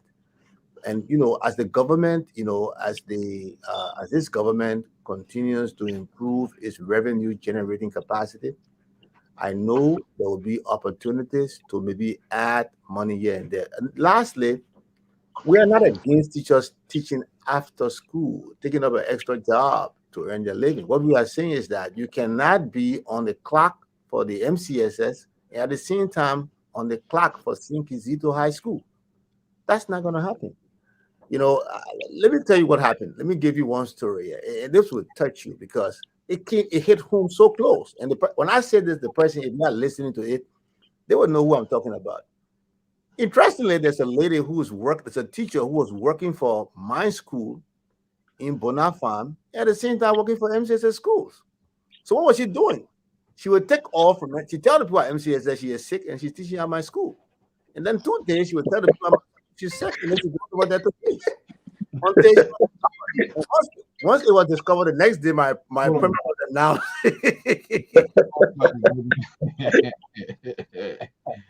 So she got in the bind and started to send me all these messages. She had to talk to me when I come to life. I'm saying I don't have the time to talk to you. And honestly, seriously, I almost revoked her appointment. But being a very God-fearing person, I had a talk with her and told her, look, this is criminal. I have the right not only to revoke your employment, but also to send you to the court for persecution. So those are the kind of things we are talking about. And there are a lot of people who do it. They will teach at 2 different schools at the same time. And they do this, what they call, they play that kind of game, which is so unfortunate. And those kind of people must be weeded. And I've indicated clearly, teachers who will stay home take a pay because, the money just goes directly into their account. When we find that out, not only will we fire you, we'll take you to court to retrieve the money that you got illegally. Oh, boy.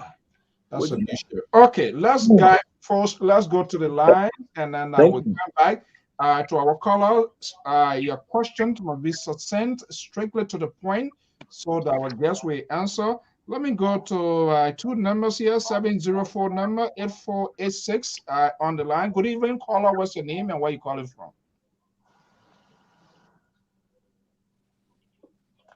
(704) number, last 4 digits 8486. Are you there? Oh yeah, I'm there.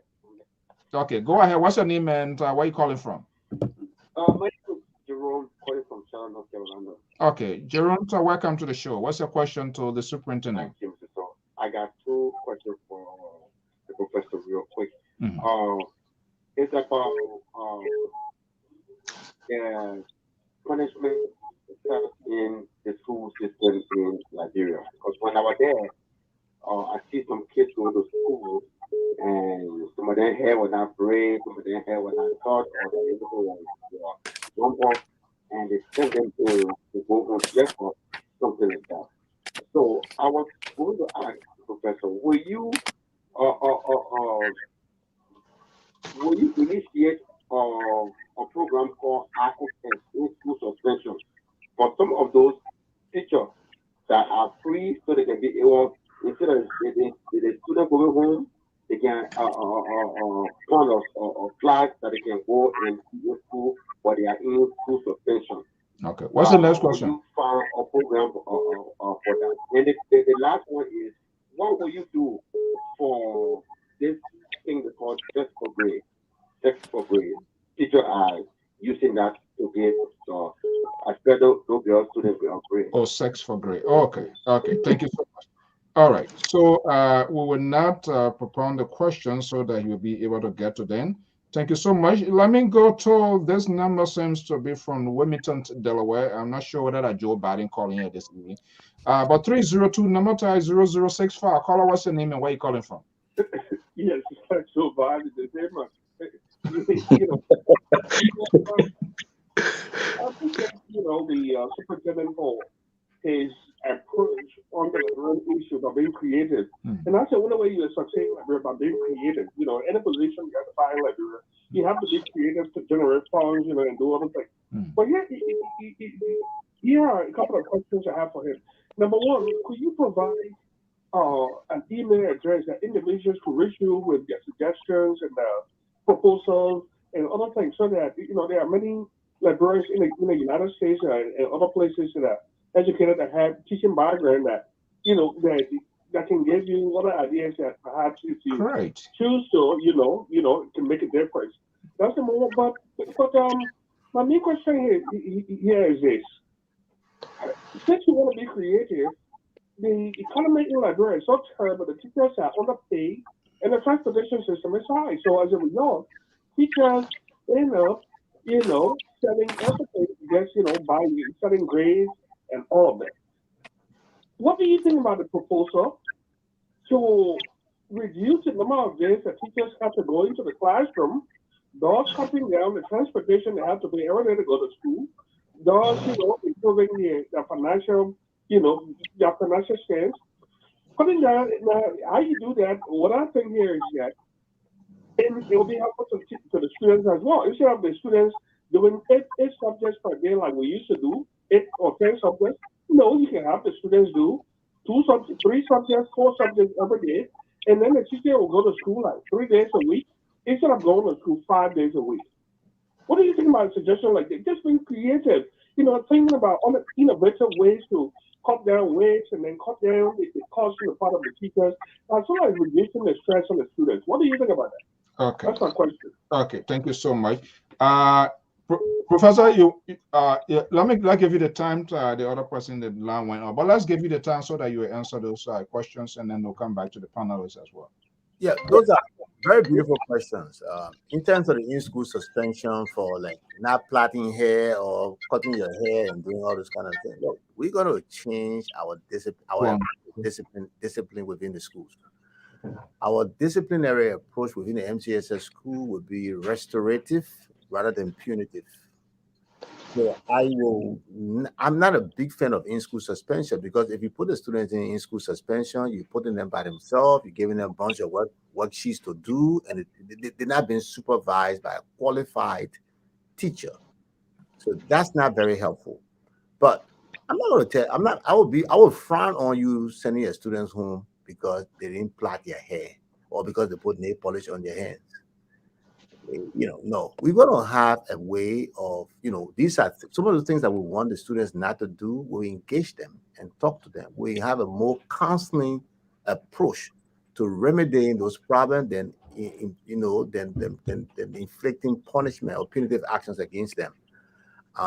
So that's one thing. I oppose the in-school suspension thing in the United States. In fact, sex for grades, like I indicated, we have a work group that's going to be studying the extent of that problem within the MCSS, and it will be recommending to me things that we can do to mitigate that problem if it exists. I've been told by teachers and principals that that's not a big issue within the MCSS. And I will be forming there's one group that will be studying a report to me. Email address to reach me. Wonderful thing you said. Look, right now the MCS doesn't have a website. That's what I was coming to. Because all I see here, that's not a the MCS is still using paper memo. There's no in-house intranet means of communicating with people efficiently, effectively. What we've done, we've already begun to work on the website. We have a work group on that. The website, our social media presence, that is Facebook, Twitter, YouTube channel. We are already working on those things, and those things will be released to the public shortly.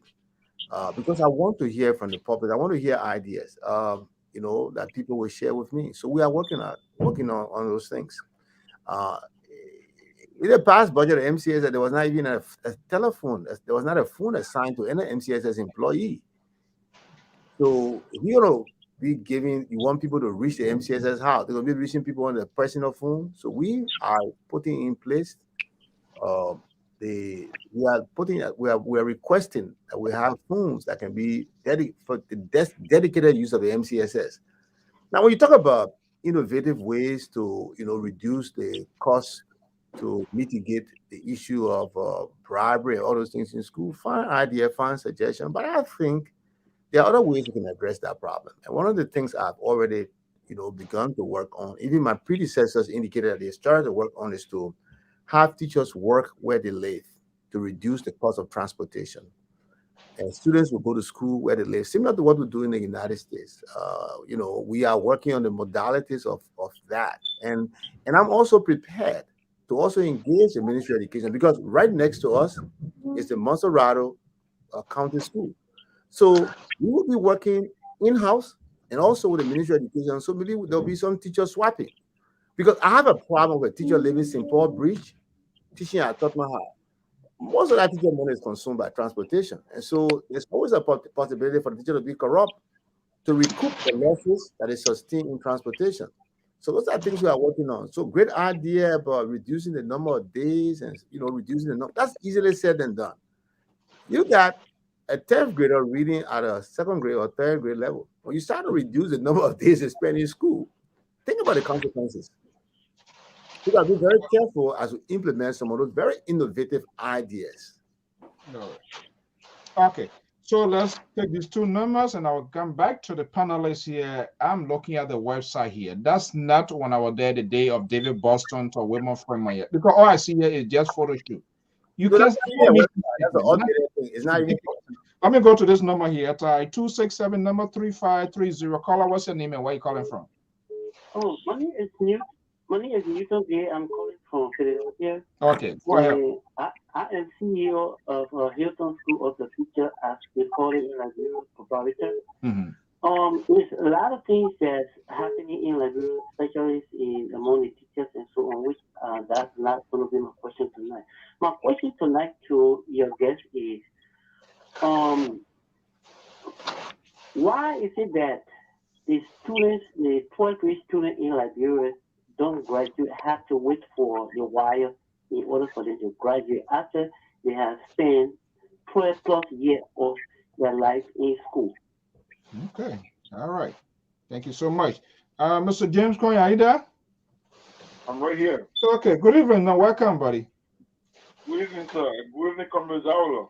Good evening, Jimmy. Your guest. Yeah, go ahead. Congratulations again for your performance. Thank you. You are an astute educator. I know you started a pilot project on education with building your own operating education and modern education to students. So I have no doubt that you will mitigate the challenges the MCSS have been faced with. And I hope and pray that government provide you the requisite funding so that you can bring forth the necessary changes that the MCSS really desired. I'm a graduate of Williamsville Tottenham High School, and I take pride in our school so much. I'm currently invested in educational system in Liberia, the private schools network. Because of the deficiency of the MCSS school network, I've been thinking about forming the private school system get a couple of private schools get together, form a strong system that will begin to implement some of the changes we all have experienced in America and around the world. But you go in there, I believe we can make these changes. My question to you is, are you interested in a public-private partnership where we in a private school system, can work and network with MCSS to begin to expand a common agenda for curricular development? Some of the things that are happening, why people saying that their children to move private schools and leave the public school, because they feel public schools are not really doing well. But we can partner to harmonize our activity in terms of curriculum development. I believe we can do this. Are you interested in something like that? If you are, I also want to invite you to the issues room when you have the chance to. Thank you so much. Issue room. Okay, let me go back to what guess Superintendent Zawolo. Professor, are you there? Yeah, I'm here. I was just taking notes. Are you hearing me? Yeah. You want me to answer? Yeah. Okay, look, the first question here was concerning WAEC. Why should a student spend 12 years in school and then they still have to wait for WAEC for graduation? WAEC is an important metrics for students' achievement and teacher performance. And I support the administration of a test, not just at the senior high school level, but at different levels, at elementary, the junior high, and the high school levels. I think the present WAS exam is substandard. We need to improve it, but I do support some kind of metrics for student performance and teachers, student and teacher performance. What I'm interested in public-private partnership, extremely interested. I'm highly interested in it. One of the things I said to people is that after I do my exercise, and if we identify, say that the MCSS has more teachers than we need, I will be prepared to seek the approval of the Ministry of Education to loan some of the teachers to private schools, because they are all working in the direction of our President's We Are Dream, to provide quality education for all Liberian children and to give them an opportunity to be a full participant in the economic and governance structure of our country. That's pillar number 1 and pillar number 2 of the pro-poor agenda for prosperity and development. Okay. Let me see this person, and then we're going to pause it and come back here. This person been calling here. 336 number, are you there? Yeah, I'm here. Okay, thank you for hanging in there. What's your name and where are you calling from? My name is David Flynn. I'm calling from North Carolina. Okay, welcome, Mr. Flynn. Go ahead with your question. First of all, I want to congratulate my friend and Professor Zawolo. He speaks like the Minister of Education, and I know he's going to do better for MCSS. But my question to the superintendent, in one of his interviews, he said that there's plan on the way to build additional schools. Is that plan on the way to at least focus on the pre-K school system in the country within the MCSS environment? Because we noticed that too many pre-K schools in the country, in Monrovia, people take their unfinished houses and buildings, converting the schools. What are they planning to build couples of government and control preschool that can accommodate up to 200 to 300 students or 500 students? That will be welfare and transportation available, better curriculum, like the kind of pre-K school system we got in this country, so that most of these schools will automatically close down and kids will be able to go to organized pre-K school system in the country. That's my question to the professor. Thank you so much. Okay, Professor? Yeah, let me answer that. Look, I indicated that I will expect to see that I will be presenting forward a recommendation for the addition of 3 schools, an elementary school, a junior high school, and a high school.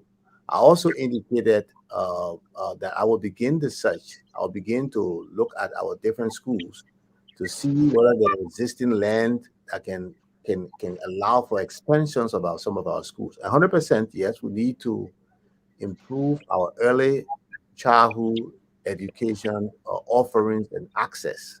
We need to provide more early childhood education centers within the MCSS. So that's I agree with you 100%. We need to do it. what I'm doing it to take people out of business. I'll be very careful not to say that. I don't want to get in trouble. But here's the thing. I tell people that, look, our government is committed to putting more money back into the pockets of ordinary Liberians. If we can improve our schools, we can save parents of $500 per child. If on average a Liberian family has 3 children, we can save each family $1,500 that can go into nutrition, that can go into personal development of those families, start building their homes. So we want to continue to improve our schools and provide more access, to public schools that are of good quality, so that parents will prefer the public school over the private schools, and thereby, fulfill our promise to the people of Liberia to move our country from the levels of abject poverty to a place where Liberians can become full participants in the economics and governance structure. That's the dream of our president, our visionary leader, and that's something that we are fully committed to achieving, during this term of office. Okay, let's go back. I believe the Liberal is having a stomach labor pain right now. I don't know what the heck going on. Now, you have NyQuil for him? Well, unfortunately, I can't help you. Mr. Soul. Yeah, come in. No, I'm gonna have to jump into this one here. Look, so the man gonna control your show? Yeah, well, no, this is we're back to our show again, Mr. So I think it's wonderful thing to have the professor on here tonight, but I just want to say this here from the sincerely to say that I'm glad that the president can only have one Zawolo at a time, because can you imagine if this president had brought in as a October along with Zawolo and the other sedition who has the ability to explain effectively, we would have been in debt by now. We would have been in big trouble. But everything look how he tried to, whenever he speaks something that is of a nice thing for the country, look how he wrap it around the president and this government. We cannot have this to continue like this. To have this man to tell us all of these good things that he said, but we're doing it. How many times tonight that he has pronounced pro-poor agenda? This is look. Let's hey, represent our institution. What do you want to make a Mr. Central Right, Mr. I'm speaking as a supporter of a opposition. Let's put it that way. I'm not gonna sit down and do this kumbaya stuff here where you hear. No, that's not what I'm saying here. I agree with him, but I will ask him to please limit his connection with the pro-poor agenda and the president and the CDC. Let's talk on the country level, please. I'm glad you're alone. And because the other people are not able to explain the way you're doing, I'm glad you're alone. And I hope the president keep you. He doesn't bring anybody else in these kinds of stuff. To be honest with you, I'm out of words right now. You're running away from the party. Okay. Oh my goodness! Go ahead, Mr. Stowe. You're out of work, because having 2 chairmen in the party, 2 leaders, that's enough to give people some sort of thing. Okay, back to the conversation here. I think this is a very engaging one, and hopefully we can tap into the professor expertise where we can have a second phase before he leaves. I did hear you saying, and that of course we have talked this here, and I just want to get things straight here, because on our sister network, the Deputy Minister of Education spoke on something, and some of us had a concern whether there was a conflict of interest. I do know you have 2 schools in Liberia, correct? Yeah. One is in Moserado? Yeah, not in Monrovia. Not in Monrovia. No. Is any of your schools under the Monrovia Consolidated School System? No, it's not within the territorial confines of the Monrovia Consolidated School System. None of them.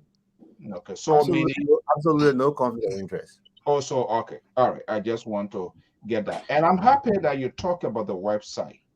I too, being a product of the website, BS Technical and our own comrade Adolphus here, I just looking through this website. You can't even find a single mission statement.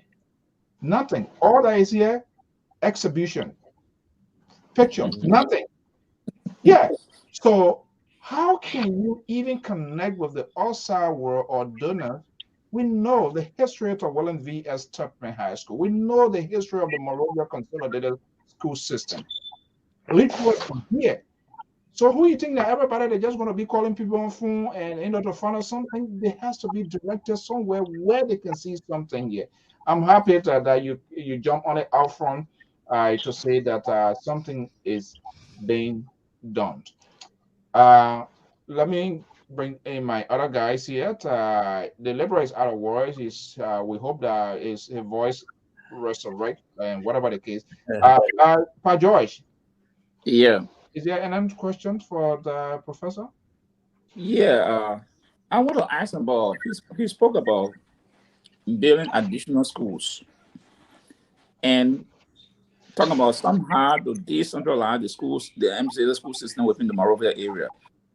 Of course, you have D12 and Boswan. Then, yeah, I think each Jonathan Guri is a part of the system. No, not anymore. No. Yeah, okay. Then Pinsway community is a part of the system. No. Now, okay. So, because when you look in that area, the MCS school system is not extended in those areas. So all those students they have to come to Tubman High. Those who want to go government school, they have to come to Tubman High. So what are you going to do in those areas because you're talking about trying to alleviate the transportation on teachers and parents. So are you going to be looking in those areas to see if the MCS school system can extend in those areas? To help those communities to cut down that suffering of the children coming all the way to Central Monrovia to go to school. My second question is, so Professor Zawolo, within the next 90 days, what do you hope to achieve? What are the plans for the next 90 days as superintendent of the Monrovia Consolidated School System? What is the plan the next 90 days to achieve? So I will talk about the first 60 days. The first 60 days, we are far ahead of our first 60 days deliverables. On our first 60 days deliverables, we anticipated that each MCSS teacher will have a role book, a plan book. We've already achieved that far ahead of the 60 days. We also anticipated that there will be a curriculum in the hands of our teachers and at all schools. We've already exceeded. We've already implemented that far ahead of our 60-day deliverables. On our 60-day deliverables, we hope to have completed an assessment of teachers' teaching allocation. We've already instructed assistant superintendent to begin that process, and she has already been able to identify 4 positions at the pipeline junior and senior high school. So we are in the line of doing that. In the first 60 days, we hope to take do a forensic analysis of our human resources operations to digitize, at least to some extent, the operations of that office. We've already taken significant steps in those directions. So those are some of the things we hope to achieve in the first 60 days. On our 300-day plan. In our 300 days plan, because that's the 60 days and the 300 days plan, in our 300 days plan, we hope to have presented to Liberian people our agenda for the transformation of the MCSS, which will include the restructuring of the MCSS. Look, at the moment, MCSS has 1 superintendent, 1 assistant superintendent. We believe that we need to look at that seriously. There's not a position in the MCSS for a director of information and technology services. We believe we need to look at that. Those are things that will be coming. Those are things that will be presenting our views on within the first 300 days. And shortly, we'll begin to study the result of the administration of the last WAS exam. And we hope that within this first 300 days, we'll be developing a framework to significantly improve the performance of our students on those exams. That will include both digital and print format to address some of those needs. So those are the plans we have for the first 60 and the first 300 days. So we really don't have a 90 days plan. Okay. What was the other question you asked there? You know, it was very important. The school system, because okay, the common. I got it. Yeah. I'm concerned that from 12th Street going all the way to the Congo Town border, there's not a single high school. So all the students in that area have to come to the William V.S. Tottenham High School. Look, over the years, the MCSS has lost some schools. We lost the Monrovia Central High. It was sort of replaced by GW Gibson High. GW Gibson. So GW Gibson was converted from a junior high school to high school. But in that process, we lost one junior high school in the case. There were other junior high school created. What's our Basel Teenage? Basel Teenage, we also lost Basel Teenage. Oh, Lord. So my age was gone? I said my age was gone as well? That's where my parents met, by the way. That's where my parents met. It wasn't an MCSS school at that time, but that's where my parents met. Both of my parents attended Basel Teenage. That's where they met. So, and that's very important to me. We also lost LMA Scarborough, right? That was Scarborough. Then you lost Macintosh. That's right. So we are trying to see how we can find the resources to be able to restore some of those things. Like I indicated to you, during this last trip to Monrovia, I was so focused on getting funding from government, so I did not have a chance to meet with USAID, the Chinese, the European Union, and the German technical assistance. I want to engage all of those people to join me, identify with the children of Liberia, to build additional schools to be able to, to meet the high demand of the students in the area. So we'll be doing all of those things. And I'm very positive that from what I'm hearing that we will be able to do the things that we want to do. Okay, quickly before I go to Mr. Zilliot and Mr. Weir here, I did hear you talking about, teachers that are within fire proximity is a challenge. That's something you have argued here before during our talk here. People that rather should be able to work there to avoid and get into town. In the meanwhile, Professor, what would be done in terms of as a supplementary process transportation to get the teachers there? And two, I've been a product of, I taught me how the last, 2 years, so when I went, I was kind of confused. All I knew the Maroon way is the William V.S. Tubman High School. But one of these days I got there, the whole time everybody was just in like Maroon way. And so when I saw people there, I tried to get there, I knew as a Tubman those days when we do our hand like this, no of us want to hold up because of the behavior of, all of that. So, and that's sort of kind of distinguished institution to identify students. Is there any reason, have you got any reason why everything was sort of consolidated, or are they just going with the name? Everybody's not wearing maroon and white and stuff? Everybody's not wearing maroon and white anymore. I think they change again? Yeah. When I started the association, they were very much interested in the individuality, the separate natures of their school. They wanted to reflect their own colors. Yeah. So they're going back. They're not doing that anymore. All right, good. Okay, then, all right. Okay, Mr. Z. Yes, sir. Yeah, I think the professor has a lot of stuff to take care of, and I just trust his ability. And one of the things that I kind of looking at the time frame. I want to ask you what's his own expectation? What, let's say, a feasible time frame that you think you could achieve all those stuff that you just talked about? Is it based on just the 2 years sabbatical you asked for, or beyond that? What will you envisage, to see the MCSS, to be in the next 2 years? It will be like, after you should have gone away and everything could go right back to square zero. Is it like you are building everything around yourself, or do you have any plan of trying to help to build a system that will survive beyond the tenure? Yeah, look, I have a 4-year contract. The MCSS superintendent can serve up to 2 4-year terms. Okay. I intend to complete those 2 terms. That would depend on whatever government comes after my. No, I will still plead. Any government, I will beg. But I'll tell you. I will tell you, I won't run cut and dry. I will want to see my vision, fulfilled before I can take any step away from the MCSS. Look, this is not going to be. Excuse me, sir. I'm kind of still taking. I have a problem when you say my vision. It's like it's like you thinking about yourself to be the center of it. I thought you because I'm the vision bearer. I'm the vision bearer. I know you're a vision bearer, but let's say this. Yeah. You see, when you have a vision, yeah, once it is in your mind, yeah, it is your vision. All right.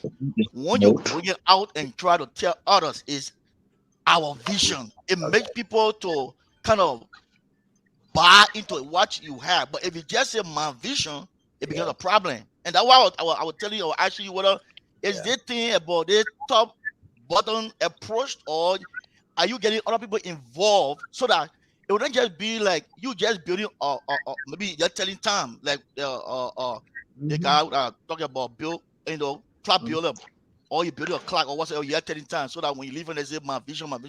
So I would just ask you that even just because if you get attracted to whatever you're doing, and if you just my vision, I was just you find it very difficult for people to buy the what you want to do. I understand your interpretations. They are very much well placed. If you know me very well, I very seldom use mine, I always speak in we and they context. I'm deliberate when I say my vision. And while I understand your interpretations, I will want to stick to my phrasing of it as my vision. I'm the vision bearer. I will take full responsibility when it fails. So that's how I speak in that way. I don't we don't usually use I and mine when I speak. We are a person who always speak in the plural. So when I'm speaking in the singular, I'm very deliberate, and so I understand your interpretations, and I do understand that the way we speak, especially characterizing as my vision, is open to interpretation of a top-down approach. But I'm fine with that. I'm talking about that. So let me insert myself into this, and that's the beauty of this network here. They are always distant view. The other person who sometimes goes to the extreme, and people don't, all our supporters don't like that, is the liberal when he is there. So yeah, is my version here, Mr. Zelita. Before we go, I think he's speaking in the context as the head of the institution. So he is the driving force. He has to set the agenda. If he can't move the agenda, believe me, if you can't get behind that wheel, the car won't drive. So, and I think he explained that because if he, Mr. So, he's trying to get attention now. Can I finish, please, the liberal?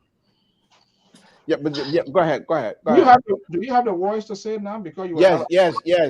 So let me ask the professor, and professor, please do me a favor. The question is very important to me. But please do not answer and then wrap it around you know who and you know what. Oh, so let me. You can do whatever you want to do, but I will push back on it. You know me. But let me ask you this on a very serious note here, Professor. You're part of the diaspora still. Besides the connection of each school that are within the school system who former students are now trying to help. Do you think the Liberian diaspora professionals can be able to help you? And do you think, can you go and have a meetings with Liberian professionals, specifically in the educational system in the diaspora, that perhaps they can have something and not quite that elaborate, but at least something in terms of what they have, like Peace Corps and what have you, that perhaps you might be able to tap into it. Because I know in your own teaching profession, you have friends who are Liberians, and some are retired, and some are still teaching. And I know they might not be part of this school system or graduate of any of the high school in Liberia, but they're able to do that. And I was wondering, do you have intend to tap into those resources if at all they're available? Yeah, look, thank you. Great thing, the more questions asked, the more these things comes out. No, yeah, it will interest you to know that there was an effort to create the Liberian, what they call it, what do we call it at that time? Coalition of Liberian Educators, Coalition of Liberian Educators in America, something like that. I was the leader for that group. We group ourselves, we started to work to create it, and then somehow it fell on the wayside. But we've engaged the members of that group already. And so we are talking. Obviously, one of the things I'll be doing, while I'm in America now, is to again plan a Zoom meeting of Liberian educators. Yes, I agree. We'll very much appreciate someone like the Peace Corps. We appreciate Liberian educators coming home and volunteering and helping us achieve this. By the way, we're going to be setting an MCSS endowment. I've already appointed an MCSS Goodwill Ambassador in the United States. By the way, she comes from your state. Dr. Tuweme has been appointed the MCSS Goodwill Ambassador. She is supposed the liberal state, that is. Liberal state.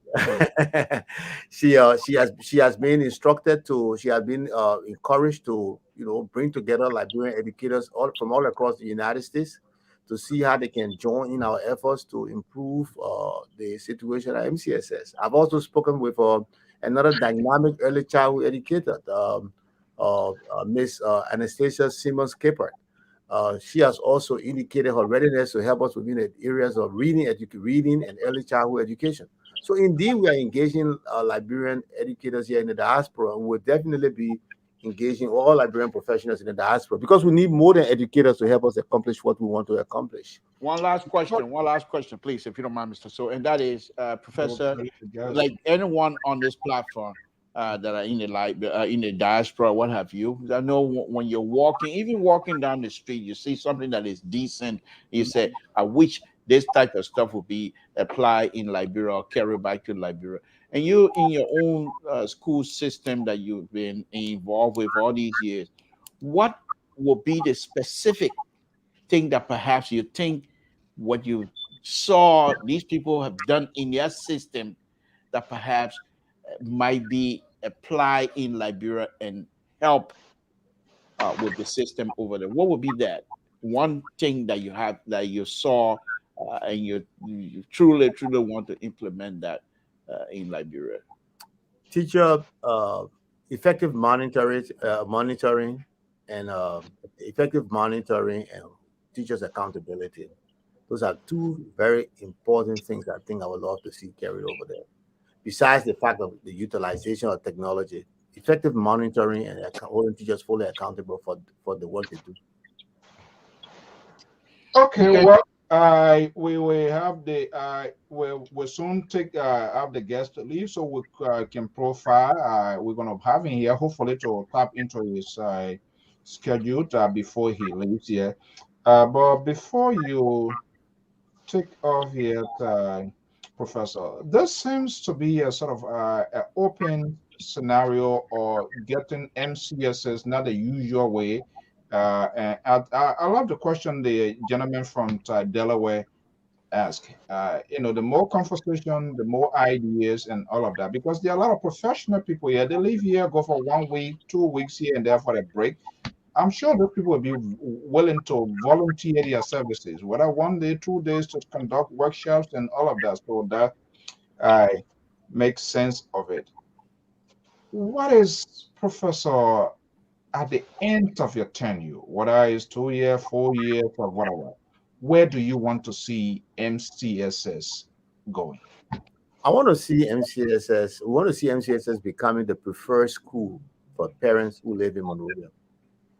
I would love to see that most parents, to the extent that the MCSS can, accommodate, I would love to see parents taking their kids back to the public schools to save themselves money that can be used to improve their lives and provide for nutrition for their children. That's the vision of our government, and that is what I would love to see happening at the end of my term. And I think that's extremely important. Parents are spending too much money on the education of their children. I've calculated that if every family, we say the average family has three children, and they are paying $400 or $500 at a private school every year, plus the other added money they got to pay for different things coming to it. Within about 5-10 years, that parents could lay a foundation, reach a house to window level or roof level, and then be able to start paying rent and can live a decent and quality life. We have a very short lifespan in Liberia. And so then that person can be able to live, the remaining parts of their lives when their children have graduated, in a relatively, decent and simple way. So that's what we would love to see. More parents choosing MCSS schools as their preferred schools. That's what we love to see about turn. And let me just add on this. I mean, so hold on 1 minute. It just struck with me here very quickly, and I think what the professor just stated here is something that I want to take a little bit farther than that. Not just people in Monrovia, but I want to believe that there are some people here in the diaspora that if MCSS become a great school, because there are people here in the diaspora that send their kids to Ghana for school, send their kids to other African countries for school, not because they don't have good schools here, but the culture of learning here is a little bit different. So if MCSS become like what is happening in Ghana or what is happening in other African country or West African country in terms of early childhood learning process and what have you, I believe Liberians in diaspora will be willing to send their kids back home. Professor, won't you say that is possible? I agree with you. And that's why, for example, I will be, as soon as I get back, I will be planning a visit to Finland. I'll be planning a visit to Ghana, Kenya, to some of these places where they have, very dynamic, very successful, well-run school system to learn from their experiences. And I'll be encouraging and inviting them to come on board and help us. Look, we will not run the system in silos. We do not have a know-it-all approach. We need help from everywhere, and that's what I'll be seeking. That's what I decided to place into the new budget. I think about $100,000 on foreign travels, and I'm not going to be the only one to be traveling. I'll have other professionals travels to go and see what's happening over there. I would love for my director of secondary and basic education to go and see how basic education is run in Ghana, how is it run in Finland. So we'll be doing all of those things. So we agree with you 100%. I would love to see the MCSS become the preferred school for Liberians even in the United States. 100% agree with you. And that's what we're going to be fighting hard. We're going to be fighting for every day. That's why I encourage Liberians in the diaspora to put politics aside. And let's make this work. Look, I want Liberians in the diaspora to see my ascendancy to the superintendent position, MCSS, as their own ascendancy to that position. Because when I succeed, Liberian diaspora also succeed. And we'll be able to send a message about our aspiration for dual citizenship and all of those things. So lastly, let me just quickly correct here that I wasn't confirmed. This position does not require confirmation. The MCSS position, the council makes a recommendation to the Ministry of Education. The Ministry of Education makes a recommendation to the president. The president appoints, and you immediately take the position. Okay. So, but I think the process tonight truly exemplified. Okay. So quickly, we are running out of time before I ask my warm stop, and then we can all have a wrap up here. Go ahead quickly. Yeah. So thank you. I'm reading an article published by Daily Observer on the 9th of December. The title of the article is that the restoration of a dead and rotting Lazarus MCSS. And they have a photo of the central office of the MCSS. And the article was written by Mr. Blokon J. Jackson. I think you know him. He's an experienced educator. He has pictured the dilapidated condition of the MCSS, and he also pictured the well-structured condition of the MCSS back then. And he also said that your predecessor accused the government not supporting him when he was in his farewell message.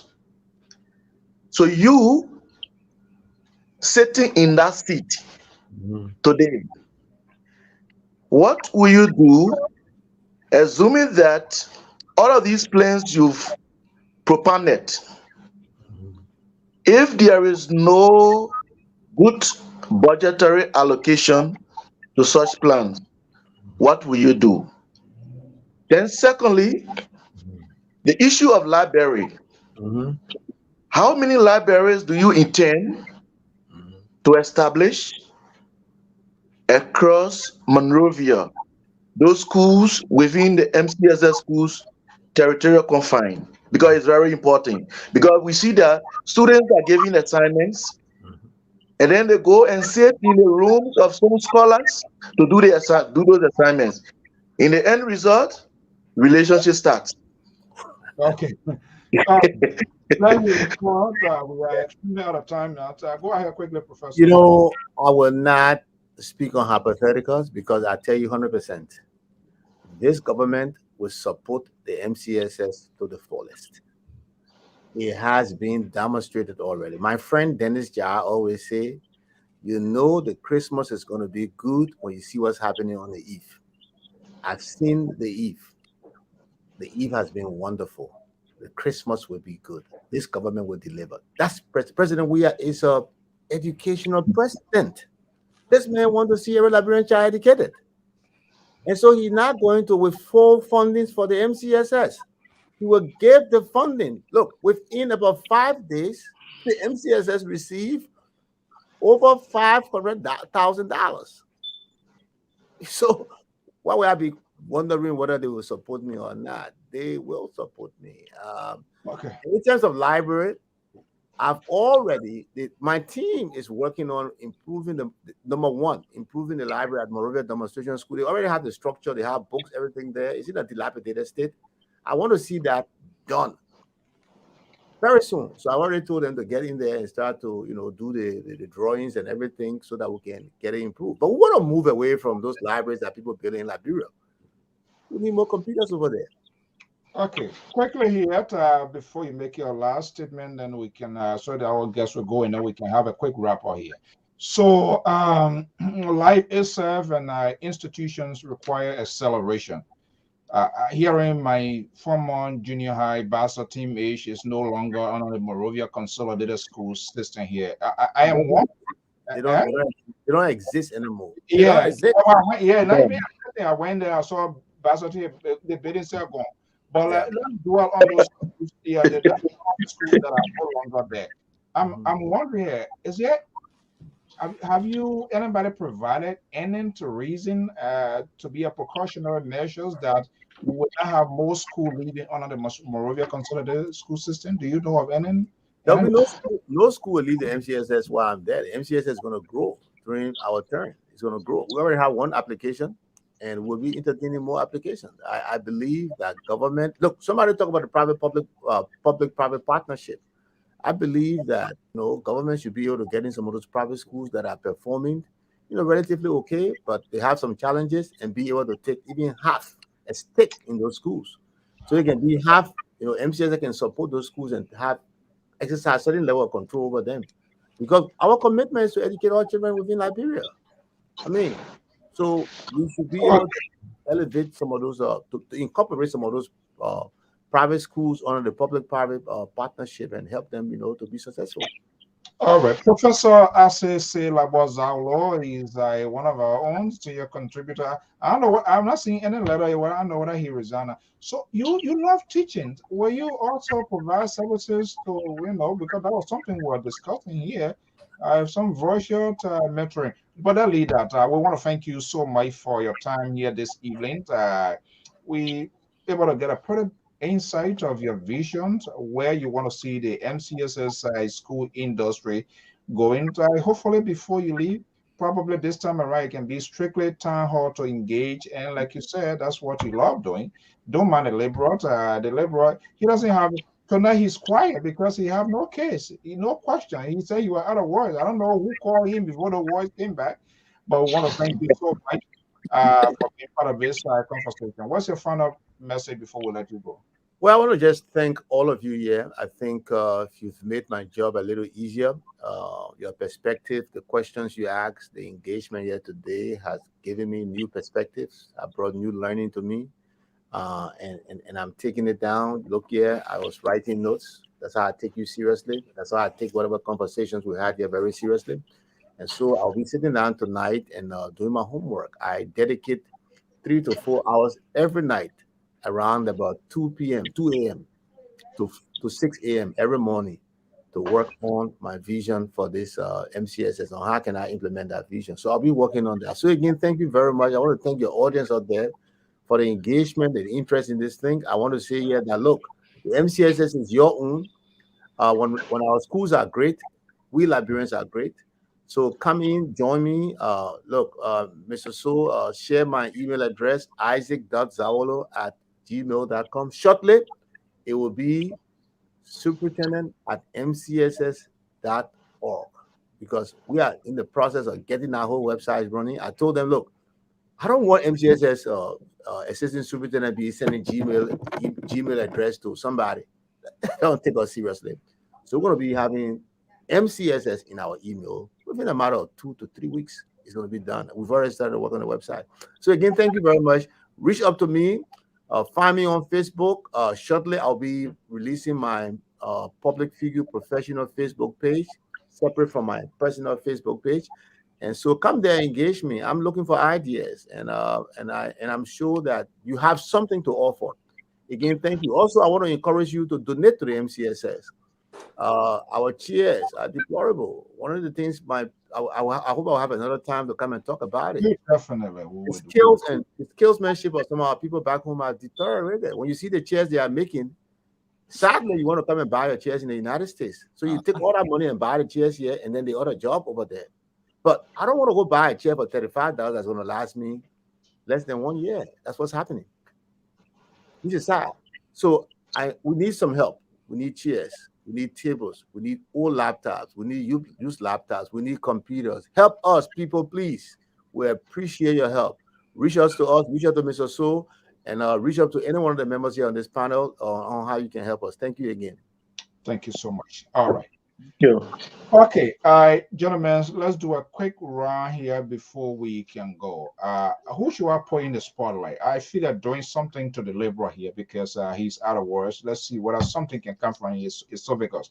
Okay, so Pa George, let me give the liberal breathing space so he can feel targeted here. He already feels that way. Pull into context here in a minute. We are already out of time here. What are you gathering? Is the professor on path? Will the support? Those are brilliant ideas, but the ultimate success in this thing here is it has to be facilitated.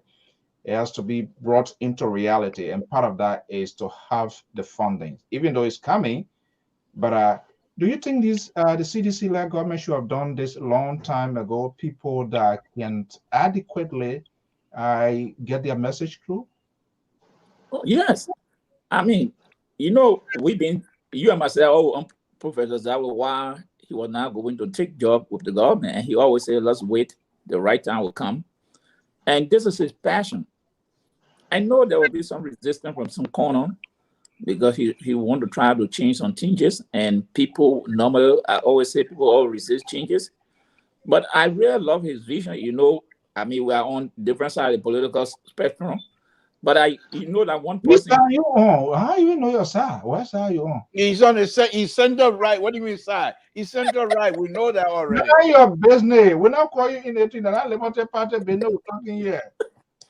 Well, I'm an independent. So You are not. Mr. Weir. All right. Mr. Weir said, I'm always defending the I'm always defending ANC. So that's what I said. Hey, Lord. Somebody defend somebody. Yeah. But here's the thing here. And Professor Zawolo has laid up a whole lot. And I would say that I wish him the best. Because what he putting out there, if we get the support, it's going to change that system. And Mr. So, we all went through MCSS. Right. Those days, People were proud when they saw people wearing that blue and white, that maroon and white, and the green and white. I'm telling you. People were proud to wear those uniforms. Today, you go to Monrovia, the building, the physical structure, the very building that Professor Zawolo is sitting in 12th Street, apparently just 2 weeks ago. You see that building, Mr. Soul, you feel sorry. Look you at wonder who is sitting in the building. Fremont, when he was superintendent of that place. You talking about the late 70s, J. Guru Manston. He knows him. He knew him. Samson Bokuto. J. Guru Manston.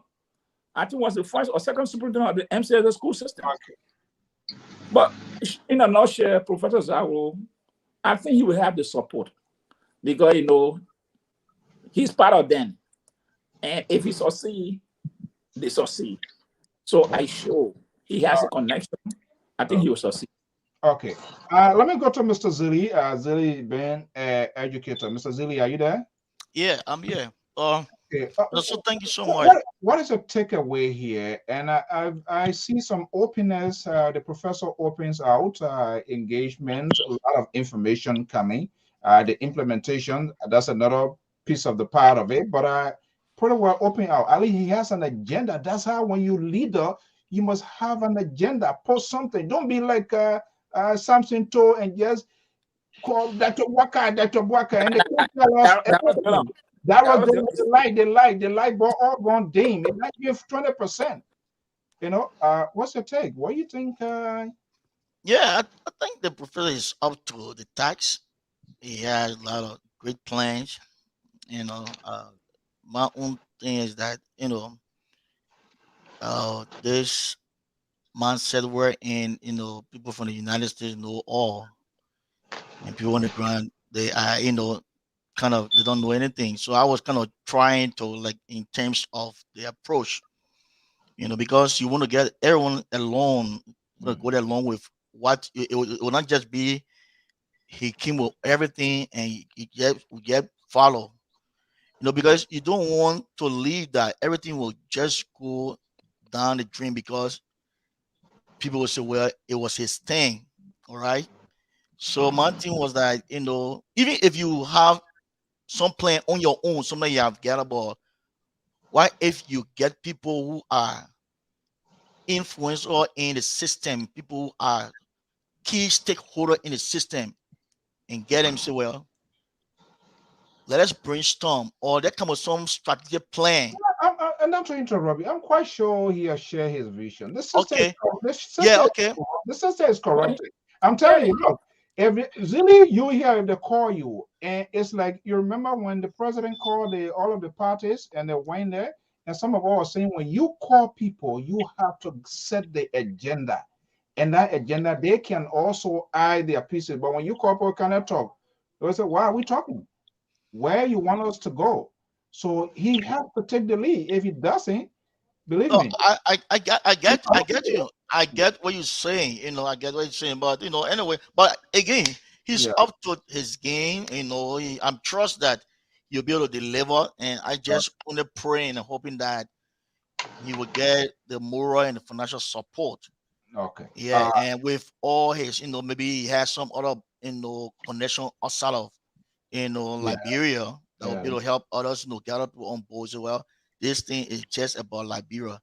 Now, let me just say this. I think this discussion is a professional discussion. Let us get politics out of it. I just want to tell all of us. I know we are all part and parcel of political parties. We support, but when it comes to education, when it comes to health, it comes to other issues that is kind of professional. Why professional politics too? I understand, but please let us not rattle, because I think all of them might have a point of departure, but when it comes to these things, we all come together and you're focused on important issues. That's right. We have to do. Okay, the Liberal, I know you're keeping time there. You're gonna have your day. The man from East Africa is very late on his side there, so you and I know you're gonna throw the mud. I mean, that I expect is natural, is known. That I know. Mr. Weir. Thank you. The professor, he articulated well, and he has a good program. That tells you that is a vision he has been having to go and serve his people through the educational sector. I must applaud him with all of those programs. If God gives him long life, I believe the MCSL is going to be revamped because currently the current condition of the MCSL is very bad. Even where they are stating, if you see the photo here, the central office, normally the central office of MCSL, I think in Cinco, somewhere, something. Yeah. You know, it's deplorable because there is a saying that when you go to the hospital, when you are entering the hospital, the environment tells you whether you are going to survive, Oh, you going you know, or whether you will die. Yeah, You know, the doctor tell you. And, yeah. When you see the doctor shoe is laying, even the white garment is very dirty. Then why is he going to treat you for? And besides that, there is a saying also: when you are entering a country, the airport of that country tells you whether the country is corrupt. Of course. The seaport of that country tells you whether the country is also corrupt or not. So, all of what he said, they are brilliant, and I wish him good luck. Okay. Yes, thank you so much. And Okay. I want to also wish everybody Merry Christmas from my end because it's almost daylight now. So, thank you. We are so sorry, but that's what we signed up to do. Okay. Okay. Miss. Most liberal on this network. Well, gentlemen, time has caught up with No time catch up with you yet. No. Mr. So, Mr. So, Shut the program Mr. down. So, Yes. Mr. So, I noticed that in order to silence the liberal, we need to bring someone. We need not to discuss politics because he's always loud when it comes to politics. Yeah, they want about Mr. So. Let me quickly accuse you and the rest of the group here tonight of bringing the professor on to promote the pro-poor agenda, and I will hope that you will do us a favor and find within from the opposition side someone who is also MCSS superintendent in waiting, and let's hear their view as well. Because you can't bring the professor on here and promote the pro-poor agenda and shut the liberal up completely. This is unfair. Because how can I ask a question? The war is not fair. Mr. So how can I even ask a question when everything he's saying are so correct and he explained it effectively with no mistake or whatever it is, and then he wrapped those correct information around the sitting president and the CDC. So what can I say? I have nothing else to say but to say congratulations to the professor. I hope you don't come back. I hope you don't come back. Don't bring him back because we don't want to be promoting the pro-poor agenda like this. Bring somebody who has no idea of the pro-poor agenda so that they can be messing up and then we can campaign against them. Why not do that? We bring the two that destroy the CPP. I think your show time is over, Mr. So you said you're going to be closing. So why don't we go ahead, close the show, and say good night to everybody? All right. No. I think that was a quite fascinating. No, on a very serious note, I want to say thank you to Mrs. Lee. I want to also say thank you to Mr. Weir. I mean, Mr. Weir, I think, let me just say this, not because you're here. I think your way of expressing issues and the tone of voice, I think is very, very suitable. It is very, very suitable for these kinds of platforms where intellectual conversations are happening. I really appreciate that. And I want to thank you very much. The man is not coming your way. Don't waste your time. He's not coming your way. So I appreciate that. He's looking for partner. Coming your way. The water is already poisoning. Mr. Z, thank you as well, bro. We thank you. Please let's come together sometime to have these kinds of conversations. Please, I know time people busy and doing stuff, but you here and there, you can pop in here. Liberia needs help, and part of that is for us to have an authentic conversation, genuine information. I was listening to a Spoon today, and there was somebody that called Sister Network Spoon. He said it's good to have a neutral panelist, and that is very, very much important because people that are party oriented tend to be in the fire and defend the positions. They don't come clean. They don't come and say, yeah, even though this is my party, but they will always try to restructure, remake, and all of that. And that is not being fair to the public as well, because we are here to educate, to inform in the decision-making process. So if we do not bring authenticity and seriousness, even if our own does it wrong, for us to get the guts to say, yes, even though I support this person, but I think it was wrong on their part, and come with political correctness, then we are not even doing our country right as well. But again, it's different from being in a media world and to have an entertainer and to have a comedian to, create a sort of excitement with the listening audience. Gentlemen, I want to thank you so much for your time. This Well, by Mr. God. Toll, remember this day today. This is the day that changed Liberia 32 years ago. Oh, okay. The independent guy. December 24th? December the Civil War. 24th? Yes, 1989. Yeah. Yeah. It was on the Sunday. Yeah. That changed Liberia forever. All right. So we say a big congratulations to our own professor, the superintendent of and here we will do everything possible to get his message as long and which of course I know. My first initial contact with him and for where I kind of like really gave him high grade was during the EULA. I've said this over EULA election. I was privileged to be one of the commissioners. And this is a guy who contested election. He did not succeed. He lost in the election. But guess what? I never seen an election in the Liberian community without some kind of protest. There was no protest. All his fundings, money that he raised for his campaign, he turned it over to the right there, instantly turned it over to the incoming. So you see the genuineness. So sometimes people, because people are so party driven and people talking, they don't try to figure out something. I said, but what kind of man is it? I never saw this happening before.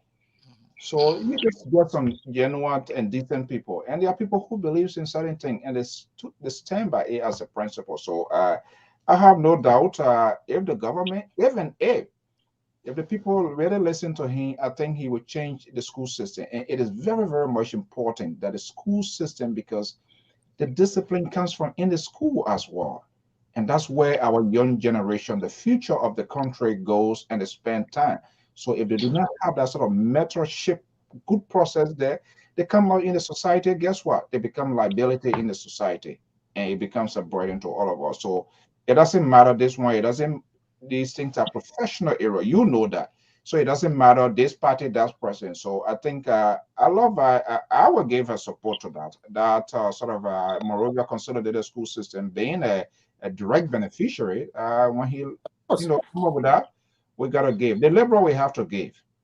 He went to Junior Gibson. He went to Junior Professor Wilson Tapper. You see, that guy here, guess what he was doing? By the time the professor said MCS, then quickly he came to say, I went to Wilson, so he tried to escape. But you know what? You were in GW Gibson, so you have to pay. Professor Wilson Tapper taught me. Oh, you gotta pay his old bill. Gentlemen, thank you so much, and have a pleasant evening. By God's willing. Well, thank you, and have a Merry Christmas to all of you. Thank you so much. Please keep safe. The virus is still out there. And of course, to most of our valuable Primetime listeners and viewers, wherever you are in Liberia, right here in the USA, we want to thank you so much for your time. And I meant, Zidi, man, you are the best. Please don't make it your last time here. All right? Yeah, make sure I come back here. Well, until then, I'm Alfonso Z and Sort of the Liberia Public Radio and Lpr-Tv. And to all our followers in television to land inside Liberia, to right here in the USA and other parts of the world, we say a Merry Christmas. We wish you good health, in the coming new year. Please, the virus is still around. Let us do everything possible we can to protect ourselves, our families, and people that we also associate with. We are in a consequential time in Liberia. And so when it comes to this, the conversation, when it comes to this sort of talking point, we have to put Liberia first. So let us do everything possible we can to make sure that the country is servicing good hands. So he's one of our own. So we want to wish him well. and we'll do everything possibly we can. He has given a lot to this network here to get us to be where we are. So we will also render services. As somebody from here, I going into the system there to fix the system, and we hope and hope that he fixes the system. I only hope and hope, because if we want things to happen in Liberia, it comes with sacrifice. And that sacrifice is a gain and loss. You don't expect everything to go smooth and you say you want changes. No pain, no gain. To get a change, it comes with ultimate sacrifices. And that's exactly how to be done. That's the only way we can get that done. Until then, folks, I'm Alfonso Z and Sort of the Liberia Public Radio and Lpr-Tv. To our many viewers, listeners, we want to thank you so much the whole year, your time, your company, your conversations, your tweets, your comments. We don't take anything personal here. We go back to the our few to get your views, to get your opinion, and that can help us to improve, to enhance our broadcasting, not necessarily entertainment. However, we in this to inform, to educate. So if you come here with the mindset that you want us to talk something to appease you, then that's a little bit different, because that's not our job.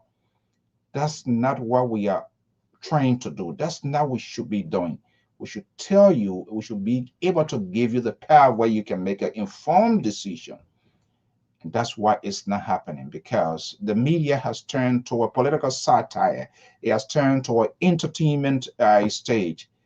That's not just auto. They are all components of the media industry, but to inform, to give direction so that people will be able to make informed decisions about the country, their surrounding, including their very self. And part of that is to hold our leaders, not just only our leader, we ourselves sit behind the microphone, and you as a citizen, as a viewer, to hold you accountable to your views, your comment, your tweet, and things that you say.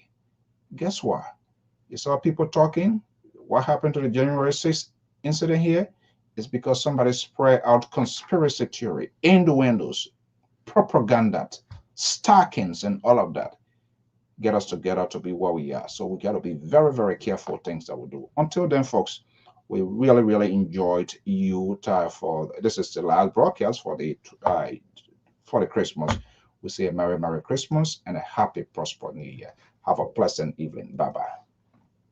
To my Jesus, I bow before the throne. When I look at all the wonder and I see all the creation, the beauty of the universe, you never, never change. You never, never lie. You never, never change. You never, never change. Hallelujah to my Jesus. Hallelujah. Hallelujah.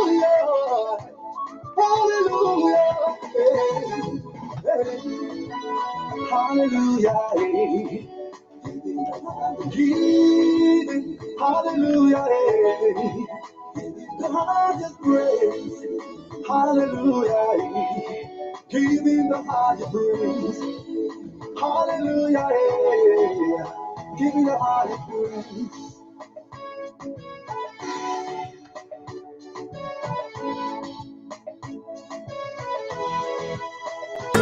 I just wanna